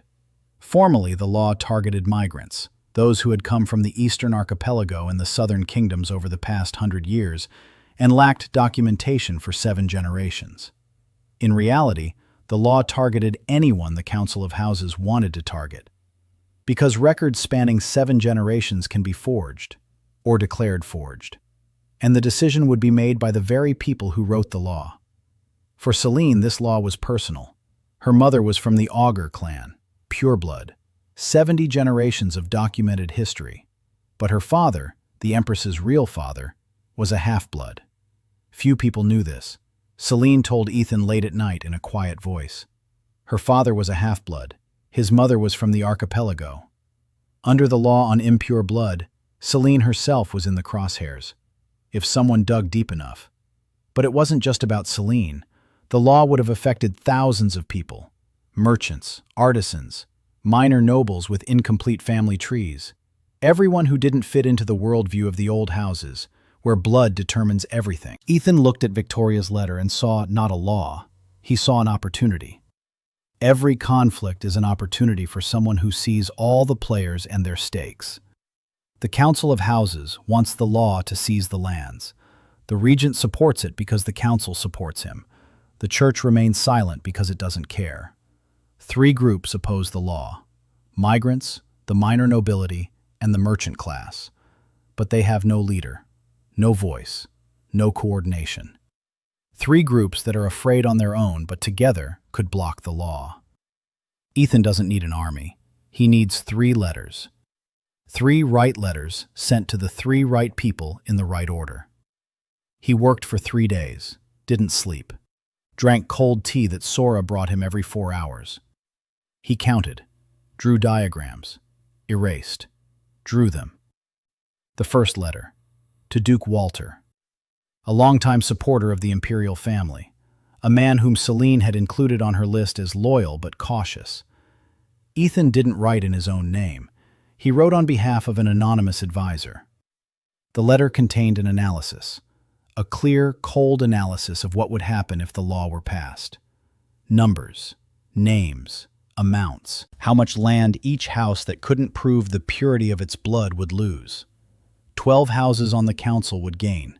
15 houses outside the council would lose, including Walter's house, because his great-great-grandmother had documents from the Southern Kingdom and their authenticity could be disputed. Ethan attached a copy of a record from the capital's archives to the letter, a record Victoria had found at his request. A record stating that 3 years ago, one of the council members had already submitted a request to verify the Walter family's lineage. The request was rejected. But it was made, and if the law passes, the request will be submitted again. Duke Walter will receive the letter and realize that the law is a personal threat to him. Not to some abstract group of migrants, to him. The second letter. The head of the capital's Merchants Guild, to Master Wren, the man who controlled half of the wholesale trade in Valeguard. The letter contained figures, the economic damage caused by the law. If thousands of small merchants with incomplete pedigrees were subjected to double taxation, they would close their shops. If they closed their shops, the turnover of wholesale shipments would plummet. Master Wren would lose between 10 and 15% of his annual income. Ethan calculated this with Lilith's help. 2 nights of work. The figures were precise, convincing, irrefutable. The third letter, the most important one, not to the Duke nor to the merchant, to a priest, Father Thomas, one of the 3 rectors of the lower churches with whom Amber had established contact. Father Thomas was popular in his parish, beloved, respected, and a third of his congregation consisted of migrant families from the Eastern Archipelago. The law would hit them hard. His congregation, those he had baptized and buried, and whose children he had taught to pray. The letter to Thomas contained no figures. There were names, specific names of families from his parish who would lose their homes if the law were passed. 12 families, 43 people, including 16 children. Ethan had received these names from an informant in the eastern provinces. 3 silver coins and soap for his wife. 3 letters. 3 people. 3 different arguments. To the Duke, a threat to his own home. To the merchant, a threat to his wallet. To the priest, a threat to his flock. The same law. 3 different reasons to stop it. The order of dispatch was important. The letter to Thomas went first. A week later, the letter to Wren. 3 days after that, the letter to Walter. Why in that order? Because Thomas must be the first to speak out, publicly, from the pulpit. A priest's voice is the voice of conscience. When a priest says the law is unjust, it's not politics, it's morality. It's hard to ignore. When Wren hears that the priests are speaking out against it, he'll realize there's public support and join in. The merchants don't go first, they follow. When they see the wind blowing in the right direction. When Walter hears that both the priests and the merchants are against it, he'll realize he can join in without risk. Dukes don't oppose the crown on their own, but if the church and money are behind them, it's not a rebellion, it's a stance. Ethan sent the letters and waited. 2 weeks later, Father Thomas delivered a sermon in his church about mercy, about how faith knows no blood boundaries, about how children are innocent before the one source, regardless of where their ancestors came from. 200 people heard the sermon. A week later, it was retold in 3 neighboring parishes. A month later, Master R.N. delivered a report on the economic damage at a meeting of the Merchants Guild. Exact figures, exact amounts. His own advisors were shocked because Wren had never been so good at calculations before. He hadn't done the calculations himself. Lilith had.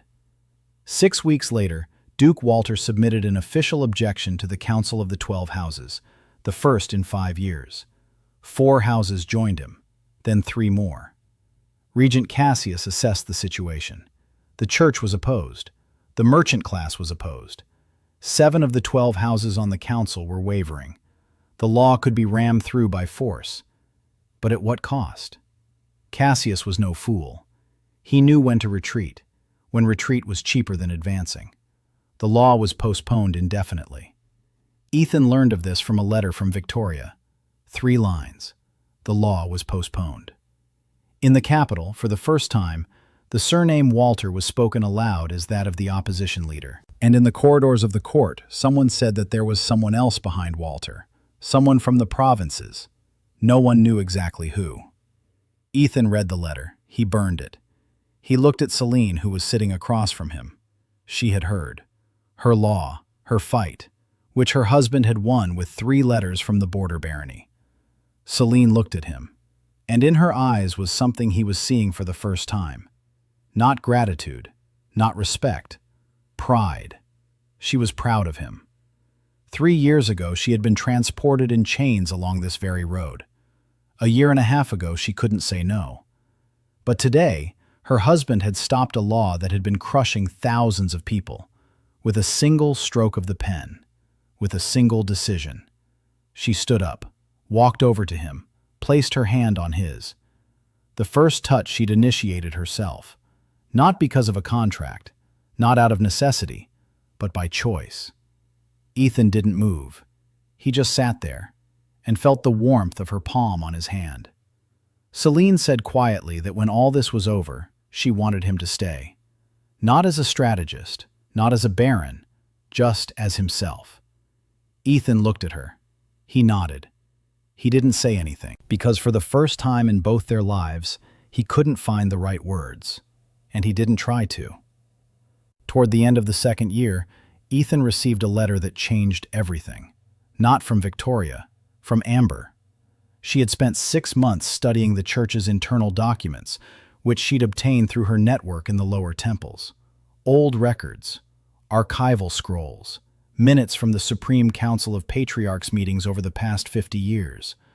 Most of the documents were tedious: budgets, appointments, the distribution of tithes, but 3 documents were different. Amber placed them on the table in front of Ethan late at night. Her hands were shaking, not from the cold, from what she had read. The first document, the minutes of a closed-door meeting of the Supreme Council, 23 years ago. A discussion of the expenses for maintaining the basement level of the Cathedral of the Source in Veilguard. The expense item was listed as feeding, not lighting, not cleaning, feeding. Something was being fed beneath the cathedral for 23 years, every month. The sums were enormous, comparable to the budget of an entire province. The second document, a personal letter from the former patriarch to his successor, written a week before his death. In the letter, the old man warned that whatever lay beneath the cathedral awoke every 100 years, and that imperial blood is the only lock on that cage. He wrote that as long as the Empress is alive and on the throne, the creature sleeps. That this had been the case for 300 years, that this order must not be disrupted, that the Church is obligated to maintain a balance between faith and that which gives that faith its power. The third document, the most terrifying. An order from the current Supreme Council dated 3 months before the Night of the Fallen Lilies, an order to prepare a ritual of substitution, a term Amber did not know, but the context was clear. They had not merely helped the regent remove the Empress, the Church had planned the coup. The goal was not the throne. The goal was to eliminate the imperial bloodline, the single castle, so that the creature would awaken, so that it could be redirected, rebound, forced to serve not as a dormant balance but as an active force, a force controlled by the Supreme Council. Ethan read the documents twice. Then he sat in silence for 20 minutes. Then he stood up and called everyone: Celine, Hannah, Lilith, Amber, Sora. They gathered in the study. Night, candles, shadows on the walls. Ethan placed the documents on the table and explained, calmly, methodically, just as he used to explain quarterly reports in his past life. Beneath the Cathedral of the Source in Veilguard, a creature is imprisoned. 300 years. The Church feeds it with the faith of its flock and receives true miracles in return. Measurable, visible, healings, prophecies, blessings, everything that makes the Church, everything upon which its power rests. Imperial blood is the lock. As long as the heiress is alive and on the throne, the creature sleeps and grants its power in a controlled manner. The church removed the Empress to break the lock, so that the creature would awaken, so that it could be used directly, without an intermediary, without restrictions. The silence in the room was so thick you could hear the candle wick crackling. Celine sat motionless. Her face was pale. Her hands rested on the table. She knew. Not everything, but she knew more than she let on. Fragments of her mother's words before the execution. Dreams in which something cackled underground. Blood on her palms in the mornings. Blood that shouldn't be there. Blood that appeared because the castle sensed someone was trying to break into it. Celine looked up at Ethan, and she said something he didn't expect. She said she knew, that she had always known, what her mother had told her before she died, that the blood of the augur is a chain, and that if the chain breaks, what lies below will rise to the surface, and then there would be no empire, no church, and no people. Ethan looked at her. She was calm, terrifyingly calm, like someone who had carried a sentence inside them for 3 years and was uttering it aloud for the first time. Hannah stood by the wall, a sword at her belt, her face stony. But Ethan saw her hands.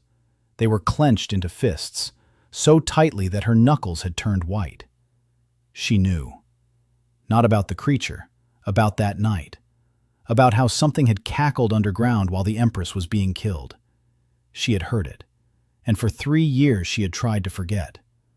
Lilith sat with her mouth agape. Her glasses had slipped to the tip of her nose. She didn't move. For the first time in her life, the numbers meant nothing. This was beyond the realm of accounting. Amber stood by the window, staring into the darkness. She had found these documents. She was the first to read them. And her world, which had already been shattered 2 years ago when she was expelled from the Order, crumbled completely. The faith she had served for 10 years stood upon a monster. Her god was a jailer. Her prayers were fodder. Sora sat quietly, small, in the corner, with a cup of cold tea in her hands. She didn't understand politics. She didn't understand theology. But she understood one thing. The purifiers had burned her village. The same people who feed the monster beneath the cathedral. The very same ones. Ethan gave them time. 5 minutes. Then he spoke. He said that this changed the plan. Not cancel it. Change it. Restoring Celine to the throne is half the battle. The other half is sealing the creature back away. Forever. And to do it in such a way that the flock doesn't find out what it has believed in for 300 years. Because if they find out, the continent will burn.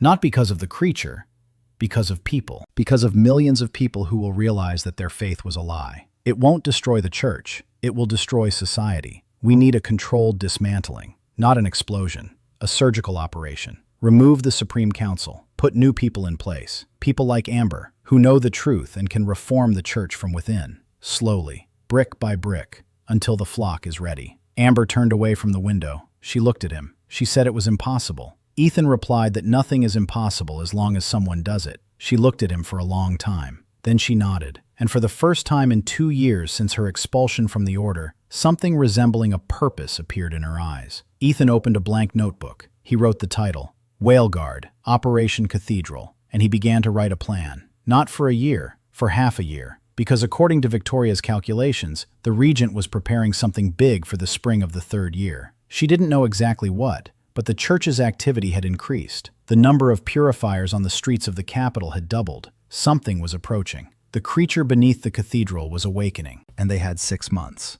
Amber discovered 3 documents proving that an ancient creature was imprisoned beneath the Cathedral of the Source, a creature the church had been feeding with the faith of its flock for 300 years. The church had planned a coup to eliminate the imperial bloodline and remove the seal from the creature's cage. Celine confirmed that she knew about this from her mother. Ethan changed the plan. Now the goal was not only the throne, but also sealing the creature away. They had 6 months left. 6 months isn't much. Ethan knew that.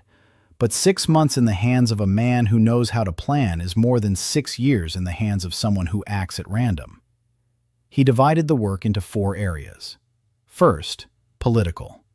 Celine and Victoria. The goal: to assemble a coalition of houses willing to support the Empress's return. Not publicly, secretly for now. Signatures on a document to be unveiled at the right moment. Celine wrote letters every night, in her own hand, on paper bearing the watermark of the House of Augur, which Ethan had recreated based on descriptions from the archives. A watermark that hadn't been seen in 3 years, one that was thought to have been destroyed. Each letter was sent through Ethan's courier network. 4 links. Each link is unaware of the others. The letters went to those 47 houses on Celine's list. Not to all of them. To 12. The most reliable, the most wronged, the most hungry for change. By the end of the first month, 8 out of 12 had responded. 6 positively. 2 with cautious interest. Victoria worked within the court. She was the eyes and ears. But now Ethan had given her a second role, the voice. She began quietly sowing doubts among the courtiers. Not about the regent, about the church. Small questions, innocent ones. Why the cathedral's expenses are rising every year. Why the basement level is off limits to everyone, including the regent. Why the Supreme Council meets behind closed doors more often than before. Questions that hang in the air and won't go away. The second prong, the church. Amber. The goal: to prepare a schism. Not a public one, an internal one. By this point, Amber had a network of 11 priests in the lower churches. All of them were dissatisfied. All of them were ready to listen. Amber didn't campaign. She did something worse. She gave them documents, real ones, from the church's archives, budgets, expenses, minutes, those very same funds earmarked for food that were funneled to the cathedral. A priest who had been giving half of his parish's income for 20 years, believing the money went to help the poor, suddenly learns that the money goes to maintain something in the basement of the capital's cathedral. This isn't theology. This is accounting. And accounting kills faith more reliably than any heresy. The third prong, financial. Lilith. The goal? To buy up debts. Not land, not houses. Debts. Ethan explained the principle to Lilith. In the capital, hundreds of people owe money to one another. Every debt is leverage. If you hold a person's debt, you hold their attention. Not their will, their attention, which at the right moment can be directed in the right direction. Lilith began buying up I owe us through frontmen. Small amounts, 2 or 3 gold pieces at a time. I owe us from officials, secretaries, assistants, servants, not lords or generals. People who open doors and carry papers. People without whom not a single lord can even get dressed in the morning. By the end of the 3rd month, Lilith had collected 140 promissory notes, 140 names, 140 levers. The cost of the operation, 200 gold pieces, Holmgren's entire income for half a year. Ethan invested it all, every last bit.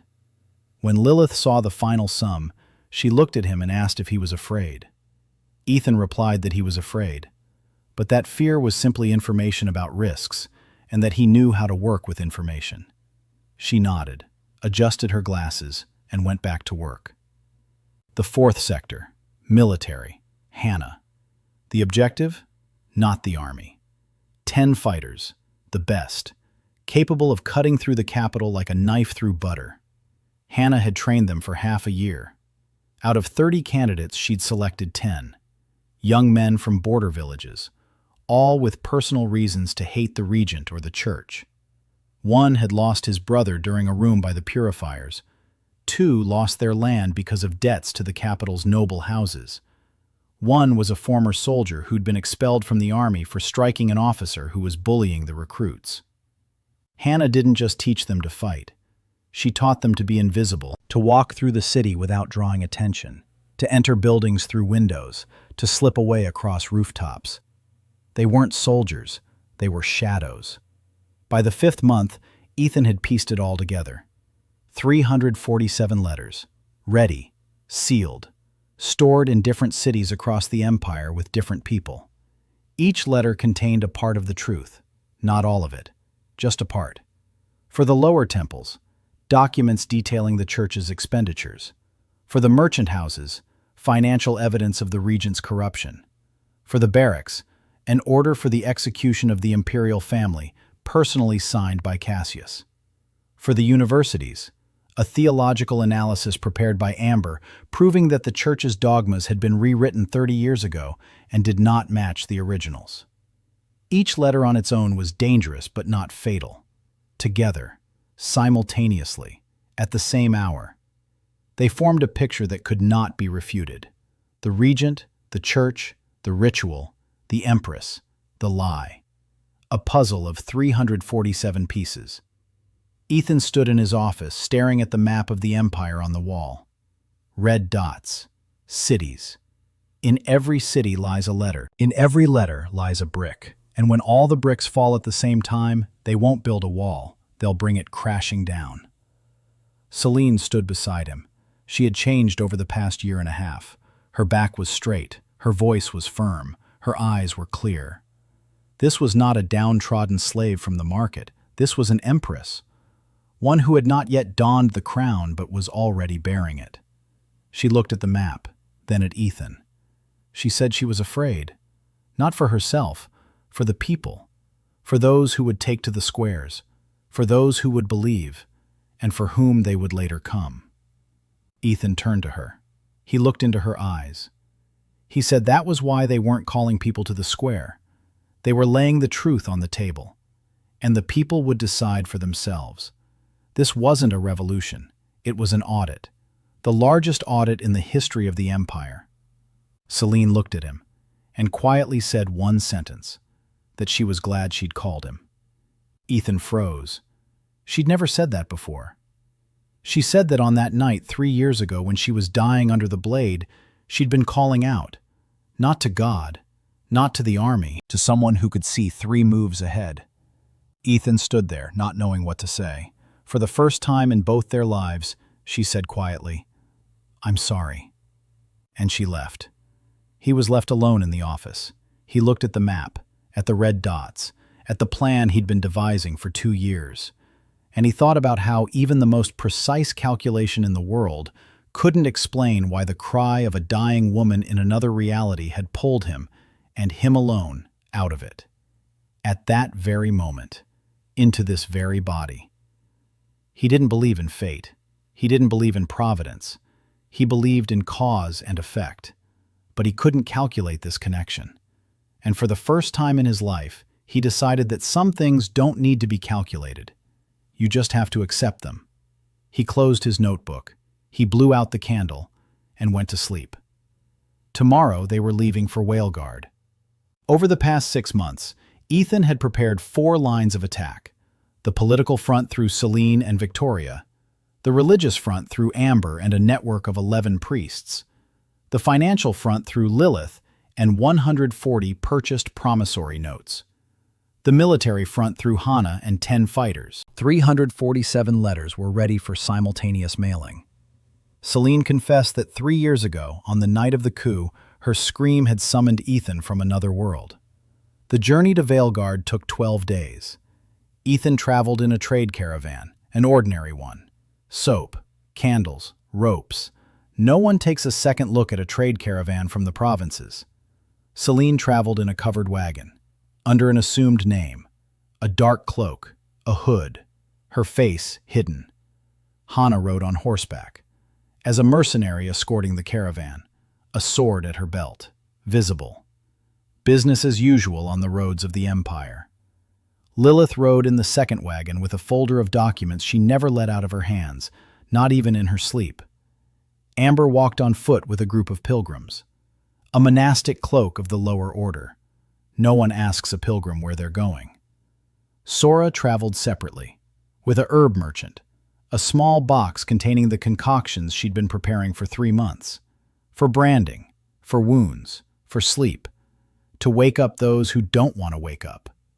10 of Kana's fighters entered the city one by one, on different days, through different gates. They blended into the crowd. became porters, apprentices, servants, shadows. Victoria was waiting for them. She had prepared 3 safe houses in different parts of the city, through trusted contacts and through debts that Lilith had bought up in advance.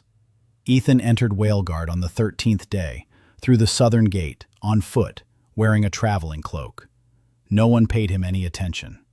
A thin young man with a bag slung over his shoulder, one of thousands. The capital was larger than he had imagined. Stone walls 5 stories high, a mix of wide and narrow streets, temples on every corner. The regent's palace on the hill, white stone, golden flags, and behind the palace, the Cathedral of the East, huge, overwhelming, a dome of dark stone that caught the light but didn't reflect it. Ethan looked at the cathedral and thought about how, beneath that dome, something was sleeping that should never be awakened, and that the 7 patriarchs were trying to wake it up right now. His first meeting with Victoria took place that same evening, a small room above a shop in the commercial district. Victoria arrived in a simple dress, no jewelry, no coat of arms, tall, dark hair, a smile that hid everything. She looked at Ethan and said he looked younger than she'd thought. Ethan replied that he was 29. She raised an eyebrow. He was 19 in this body. He didn't bother to explain. They talked for 3 hours. Victoria knew the capital like the back of her hand. 6 years in a golden cage meant 6 years of observation. She knew the patriarch's schedules. She knew when Cassius slept, when he went out, who he met with, which of the guards were corrupt, which of the servants hated their master. She knew something was happening beneath the cathedral. For the past 3 months, the ground beneath the foundation had been trembling, quietly, barely noticeably. But she could feel it, and she wasn't the only one. Residents of the houses surrounding the cathedral complained of cracks in the walls, of strange noises at night, of dreams, bad dreams. Ethan listened and took notes. The creature was awakening. The church was hastening the process. There was less time than he'd thought. Not months, weeks. He changed his plan on the fly. Not in a month, in 10 days. 347 letters must be opened in 10 days, simultaneously, at the same hour. He sent the order out through his network. Couriers left the capital every day, in different directions. 1 person, 1 letter, 1 instruction. Open it on the specified day at the specified hour. Not before, not after. Victoria looked at him as he explained the plan, for a long time. Then she said he was crazy. Ethan replied that in his past life this was called an aggressive strategy, and that it paid quite well. She laughed. For the first time in his presence. The laughter was genuine, not a weapon, not a mask. Genuine. She said he was the first person in 6 years who'd told her the truth about what he wanted, and hadn't hidden something else behind it. Ethan looked at her. He said he needed information, and that he wouldn't pretend he wanted something else. If he ever needed something else, he'd say so in a separate sentence. She fell silent. She looked at him for about 10 seconds. Then she said quietly that she would remember those words, and she would wait for that separate sentence. The next 9 days were the most intense of Ethan's life, of both his lives. Every day brought new information. Every evening they adjusted the plan. Hannah positioned her people. 2 at the cathedral's south gate, 2 at the north gate, 3 in the crowd in the square, 3 on the rooftops surrounding the palace. Not for combat, for surveillance. If anything went wrong, they would ensure an escape route. Amber met with 3 priests from the lower temples in the capital, men who would take the pulpit tomorrow morning and tell their congregations the truth. Not all of it, just a part, the part that would make people ask questions. Lilith activated the IOUs.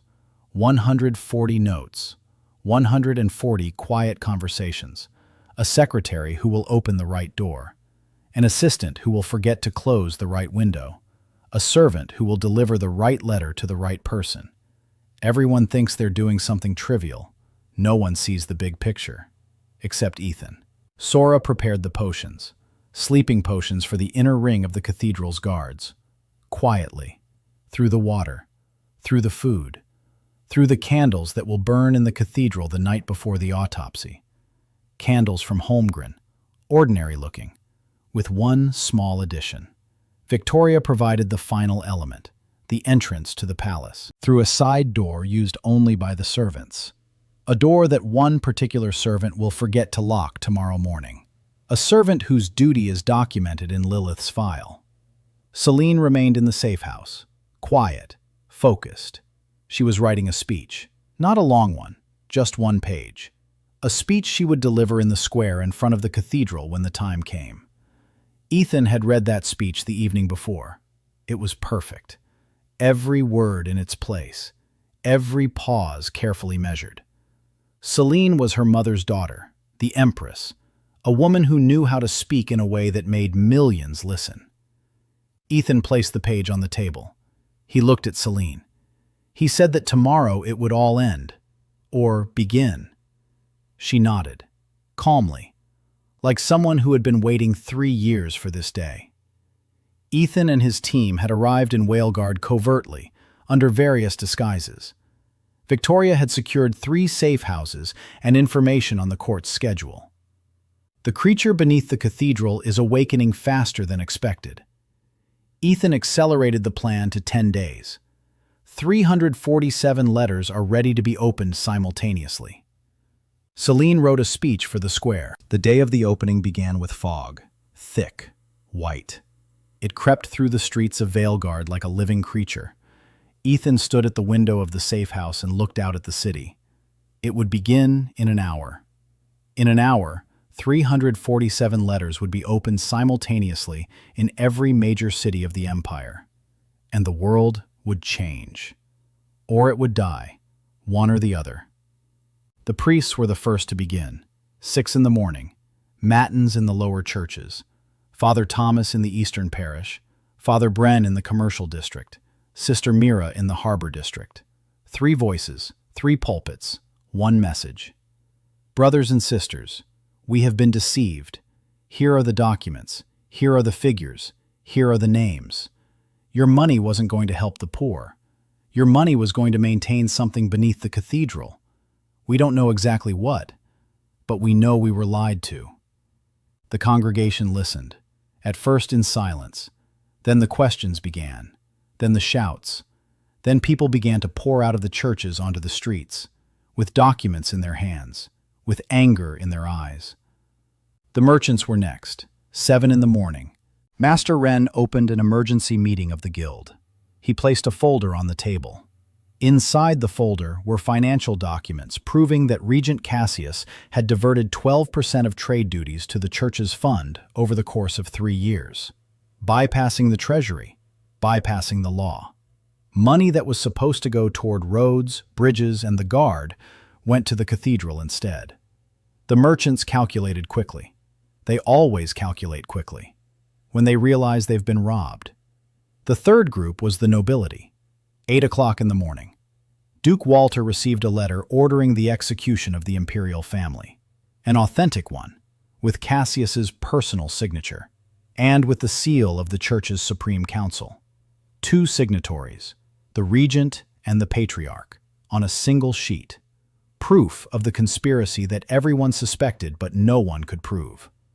Walter gathered 4 lords at his residence in the capital within half an hour. By 9 in the morning, there were 11 of them. By 10, 17. The square in front of the cathedral began to fill up by noon. First, ordinary people. Parishioners from the lower churches, merchants from the markets, artisans, then students from the university, then soldiers. Not in formation, in civilian clothes, but with weapons hidden under their cloaks. Ethan stood on the roof of the house across from the cathedral and watched.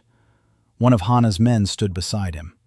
There were already about 2,000 people in the square. By evening, there would be 10,000. Cassius found out by 9 in the morning. Victoria sent word via a courier. The regent is calm. He summoned the guard. He sealed off the palace. He's preparing to address the crowd from the balcony. He isn't panicking. He thinks this is a mutiny, that a mutiny can be suppressed. He doesn't understand that this isn't a mutiny. It's a collapse. And a collapse cannot be suppressed. The only option is to flee. The church reacted by noon. The cathedral gates were closed. The patriarchs locked themselves inside.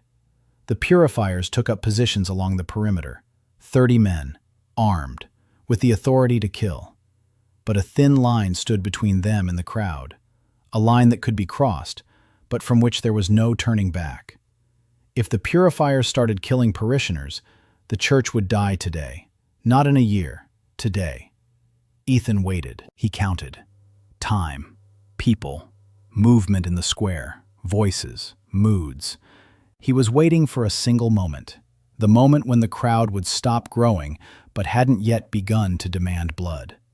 The point between anger and rage, a window of 10 minutes, maybe 15, and within that window, Celine had to enter. The moment came at 3 o'clock in the afternoon. Ethan knew it had arrived when the rhythm of the crowd changed. People stopped arriving. Those who were already there began to look around, looking for a leader, looking for someone to tell them what to do next. The papers had been read. The anger had been voiced. What next? At that moment, Ethan gave the signal. Hannah saw him from the roof. She relayed it down, and in the front row of the crowd, the hood of a dark cloak slowly dropped. Celine, alive, standing in front of the cathedral where her mother had been killed, with the face that the entire empire had known 3 years ago. She had changed. Thinner, older, harsher, but the cheekbones were the same. The slant of her eyes was the same, and when she raised her head and looked at the crowd, the square fell silent.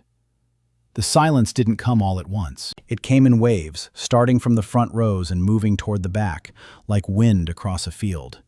People recognized her. 1, 10, 100. A whisper spread through the crowd. Her name, Celine, Avgura, Whale Guard, alive. Celine raised her hand. The square fell completely silent. 10,000 people were silent. And she began to speak. Not loudly, but her voice carried across the square like a stone skipping across water. Steady, clear, without a break. She did not call for revenge. She didn't call for a storming of the cathedral. She spoke the truth, in simple words. What had happened that night? Who had given the order? Who had helped? What lay beneath the cathedral? And what the church intended to do about it. 1 page, 4 minutes. Every word carefully chosen. Ethan watched from the roof. 10,000 faces turned toward a single woman in a dark cloak. 10,000 pairs of eyes. And in each pair, something that cannot be faked. Recognition. They recognized their Empress, and they believed her. Cassius appeared on the palace balcony, tall, gray-haired, with the face of a kind uncle. He looked out at the square, at Celine, at the crowd, and for the first time in his life, he couldn't find the words.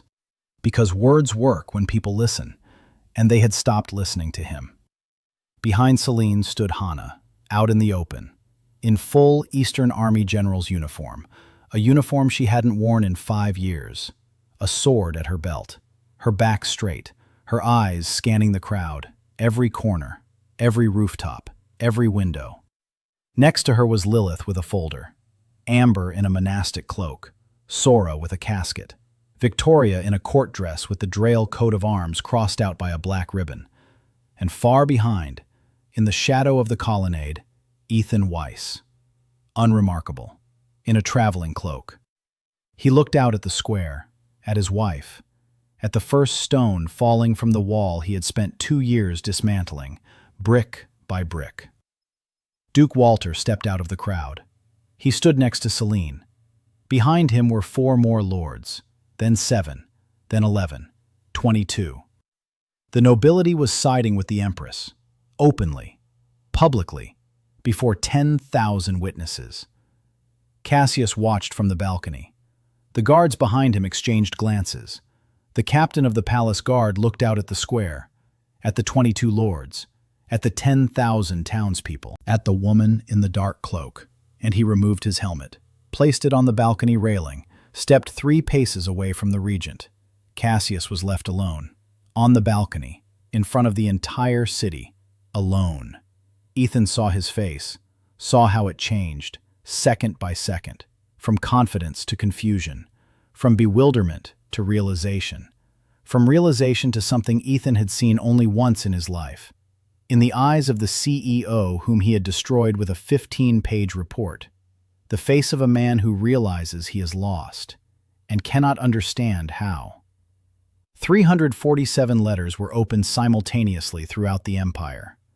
Priests in the lower temples stepped down from their pulpits. Merchants tallied the stolen duties.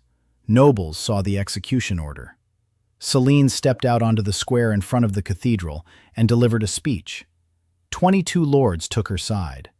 The captain of the guard removed his helmet and stepped away from the regent. Cassius was left alone. Cassius surrendered at dawn, not because he was afraid of the crowd, because by nightfall, everyone had abandoned him. The guard, the servants, advisors, even his personal physician. He sat alone in the throne room, and when Hannah entered through the main doors, he didn't even turn his head. She had expected resistance. She had prepared for a fight. But Cassius simply sat in his chair, staring into space. On the table in front of him stood a glass of wine, untouched. Next to it lay the regent's seal lay nearby. He looked at Hannah. He recognized her. He nodded, like a man who meets an old acquaintance on the street. He said he'd been expecting this. Not today, but someday. Hannah didn't reply. She simply stood by the door and waited. 10 minutes later, Ethan entered, alone, unarmed, without guards. He sat down across from Cassius. 2 people at the table. The regent who had ruled the empire for 3 years, and a baron from a border barony with an F-rank mana seal. Cassius looked at him, for a long time. Then he asked who he was. Ethan replied that he was the Empress's husband. Cassius shook his head. He said he understood that much. He asked who Ethan really was, because a young baron from Holmgren couldn't have done what had happened today. Ethan remained silent. Some questions don't require an answer. Cassius nodded. He accepted the silence. Then he said one thing that made Ethan freeze. He said that Ethan was too late, that the Supreme Council had begun the substitution ritual last night, that the 7 patriarchs had descended into the cathedral's basement 12 hours ago and hadn't come out, that the earth had been trembling all night, and that whatever lies beneath the cathedral is no longer asleep. Ethan stood up, slowly. He looked at Cassius. He asked if he knew what the church was planning. Cassius replied that he knew, from the very beginning, that he had handed the Empress over to the church because the patriarchs had promised him eternal power. Power backed not by an army or money, but by true divine power. The power of a being that had slept for 300 years and which they had promised to place at his service. He said he believed them, because he wanted to believe, because it's easier to believe you're doing a great deed than to admit you're a murderer. Ethan listened. He didn't interrupt. When Cassius finished, Ethan turned toward the door. He told Hannah that the regent was being held in custody until his trial. Hannah nodded. Ethan left the palace and ran, down the street, toward the cathedral. For the first time in his life, he was running. His frail body was gasping for breath after 200 steps. His legs were buckling, his lungs were burning, but he ran. Because 12 hours ago, the 7 patriarchs had begun the ritual, and if the creature were to fully awaken... The square in front of the cathedral was empty. The crowd had been dispersed during the night. Hannah's people stood along the perimeter. The cathedral gates were closed. Ethan ran up to the gates. Selene was already there. She stood in front of the closed doors, and her palms were covered in blood. The very blood that wasn't supposed to be there. The blood that appeared in the mornings. The blood that was a sign the castle was feeling the pressure. Only now there was more blood. It flowed from her palms continuously. Selene was pale, almost white, but she stood upright. She turned to Ethan. She said she could sense it. The thing down below. It wasn't sleeping. It was waking up, and it was hungry. Ethan looked at her hands, at the blood, at the cathedral's closed doors, at the dome which was now pulsing almost imperceptibly, like a heartbeat, slow, heavy.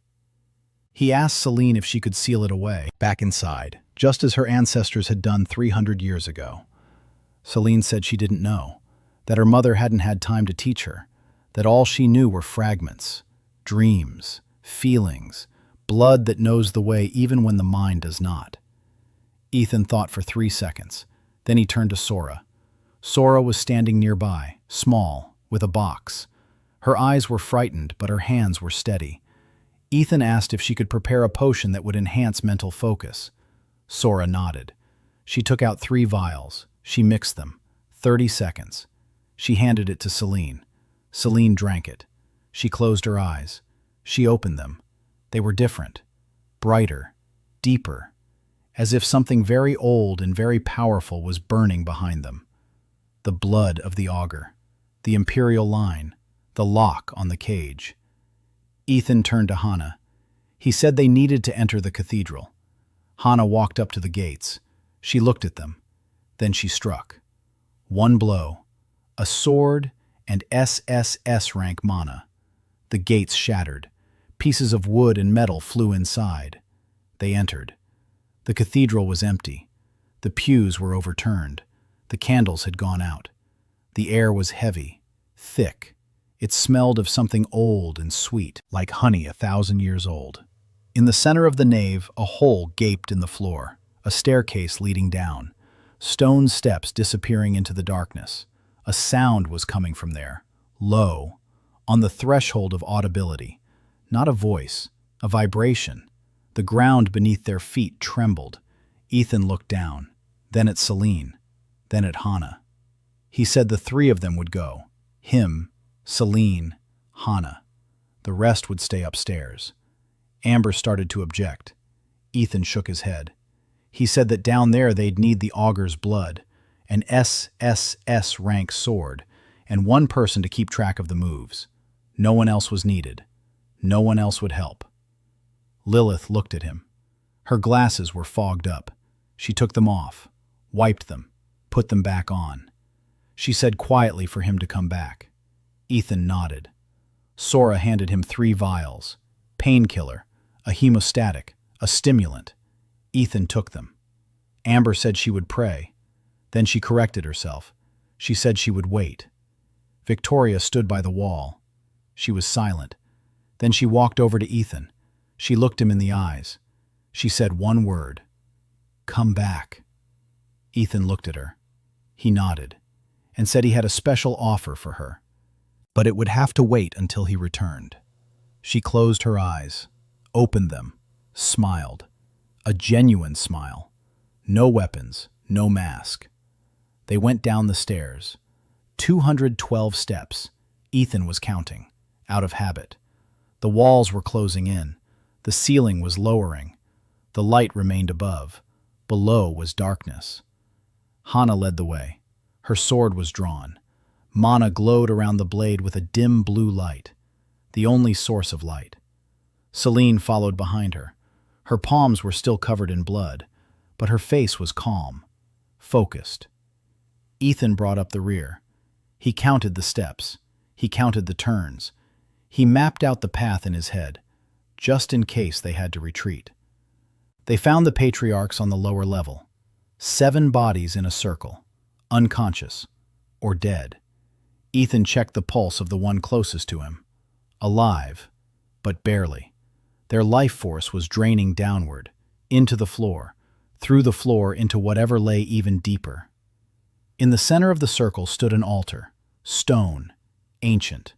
An object lay on the altar, small, golden, with symbols that Ethan couldn't read, but that were an exact copy of those on Celine's brand, the brand he had removed a year ago. The symbols pulsed, slowly, in time with the heartbeat he'd heard upstairs. The floor shook more violently. Cracks ran across the stone. The air grew hot, heavy, a sense of presence, enormous, ancient, hungry. It was right beneath them, through the layer of stone, and it was reaching upward. Celine approached the altar. She placed her palms on the stone. Blood from her hands flowed over the symbols, filling in the lines. The pattern began to glow, red, then gold, then white. Celine closed her eyes and began to speak. Words Ethan didn't know. Words that didn't belong to any language he'd ever heard. Ancient words. Words that the blood knew, even if the mind didn't. The earth shook, violently. Hana fell to one knee. Ethan grabbed hold of the wall. A crack ran across the ceiling. A chunk of stone crumbled 2 steps away from him. Light burst forth from a crack in the floor. Not gold and not white. Black. A light that doesn't exist. Darkness that shines. A creature pressed upward. Celine pressed downward. Blood against hunger. The castle against power. 1,000 years of history in a single moment. Celine trembled. Her blood flowed faster. Too fast. Ethan saw that she was losing strength, that her body couldn't hold out, that the blood of one woman wouldn't stop what 7 patriarchs had been trying to unleash for 12 hours. He did the only thing he could. He walked over to her, placed a hand on her shoulder, and spoke, quietly, steadily. Not magical words, ordinary ones. He said, "Celine, you are stronger than what lies below. You're stronger because you're not alone. You're not alone." Simple words, but Celine heard them. Her trembling stopped. Her back straightened. Her voice grew firmer. The symbols glowed brighter.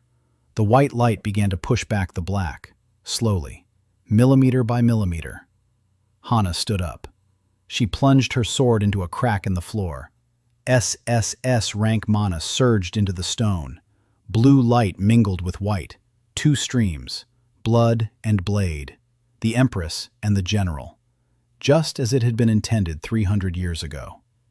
The creature screamed, soundlessly, a scream you feel not with your ears but with your bones. Ethan nearly lost consciousness. He held his ground.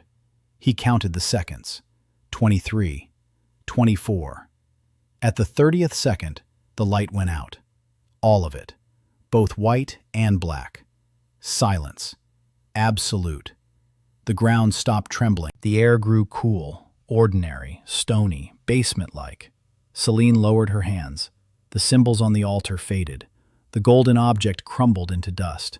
The floor beneath their feet was intact, not a single crack, as if nothing had happened. Celine turned to Ethan, pale, exhausted, barely standing, but her eyes were clear. She said quietly, "It's done. It's asleep." Ethan caught her as she began to fall. Hana caught her from the other side. The 3 of them stood in the darkness beneath the Cathedral of the Source in Veilguard. The Baron with the F mana seal, the Empress with blood on her hands, the General with a sword in stone, and beneath them, 300 meters of earth and stone, and that which had fallen asleep once more. Ethan looked up.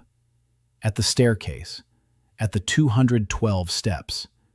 He said it was time to go up. Hana nodded. She lifted Celine into her arms, like a child. Celine didn't resist. For the first time in 3 years, she let herself be carried. They climbed slowly, step by step. On the 112th step, Celine opened her eyes. She looked at Ethan, who was walking beside her. She said quietly that he had come for her. Ethan replied that he had come for everyone. She shook her head. She said, "No, for me." He didn't argue. On the 200th step, he saw the light. Daylight. Real daylight. They emerged from beneath the cathedral onto a sun-drenched square. The fog had cleared. The sky was clear. Blue. The first person they saw was Lilith. She was standing in the cathedral's doorway with a folder of documents pressed to her chest, crying, not out of fear, out of relief. Behind her was Amber, on her knees. She wasn't praying. She simply couldn't stand. Her legs wouldn't hold her. Behind her was Sora, little Sora, with a small box, already preparing something for Celine. Her hands were quick and precise. Behind her was Victoria, standing by a column. Her arms were crossed. Her face was wet with tears. but she was smiling. Hana set Celine down on the ground. Sora ran over. She began to work. A decoction, an ointment, bandaging her palms. Ethan stepped back 3 paces. He sat down on a step of the cathedral. He bowed his head. He closed his eyes. He was tired. For the first time in 2 years, he was truly exhausted. He sat there and listened. Voices, footsteps. The city was waking up after a night that had changed everything. Bells. Somewhere, bells were ringing. Not church bells, city bells. A toll signaling that the old regime had fallen and the new one had not yet been announced. Celine would ascend the throne in a week. The coronation would be quiet, without pomp, without gold. The new empire would begin not with a celebration, but with work, with an audit, with reforms, with those very transparent laws Ethan had dreamed of for 2 years. The church will be reformed, not destroyed, reformed. Amber will head the new council, a small one, made up of lower-ranking priests, people who know what an empty parish and a hungry flock are like, people who will build faith on truth, not on a monster in the basement. Hana will become commander of the new army, not the Eastern one, the Imperial one, an army that defends, not one that sweeps away. Lilith will head the treasury, a real one, with double-entry bookkeeping, balance sheets, audits, and all the things that will make local merchants tear their hair out for the first 6 months and then get used to. Sora will open the first clinic in the capital, free of charge, for everyone, not just for those who have money. Victoria will take her place at court, a real one, not a gilded cage, a voice, one that will tell the Empress what others are afraid to say. Cassius will stand trial, an open trial, a public one, not an execution, a trial, because the new empire begins not with blood, but with the law. And Ethan Weiss, Baron Holmgren, analyst, strategist, husband. He'll open his eyes, lift his head, see Celine standing before him. She'll be looking at him, from above, looking down, like an empress looking at a subject. And then she'll sit down next to him on the step, like a wife next to her husband. And she'll say quietly, "Thank you for everything." Ethan will look at her, at the square, at the cathedral, at the city waking up, at the sky which is clearer today than it was yesterday. And he'll say, "You're welcome. It was just a good call." She'll laugh, quietly, genuinely, and he'll laugh back, for the first time in both their lives, not because it's funny, but because it feels right. Then she'll rest her head on his shoulder, and they'll sit there, on the cathedral steps, in the heart of the capital, just the 2 of them, while the other 5 stand nearby, together, a team, a family, the same word. And somewhere far away in Holmgren, Old Heart will put the kettle on the stove, because the Baron and his wife will be coming home soon, and the tea has to be hot.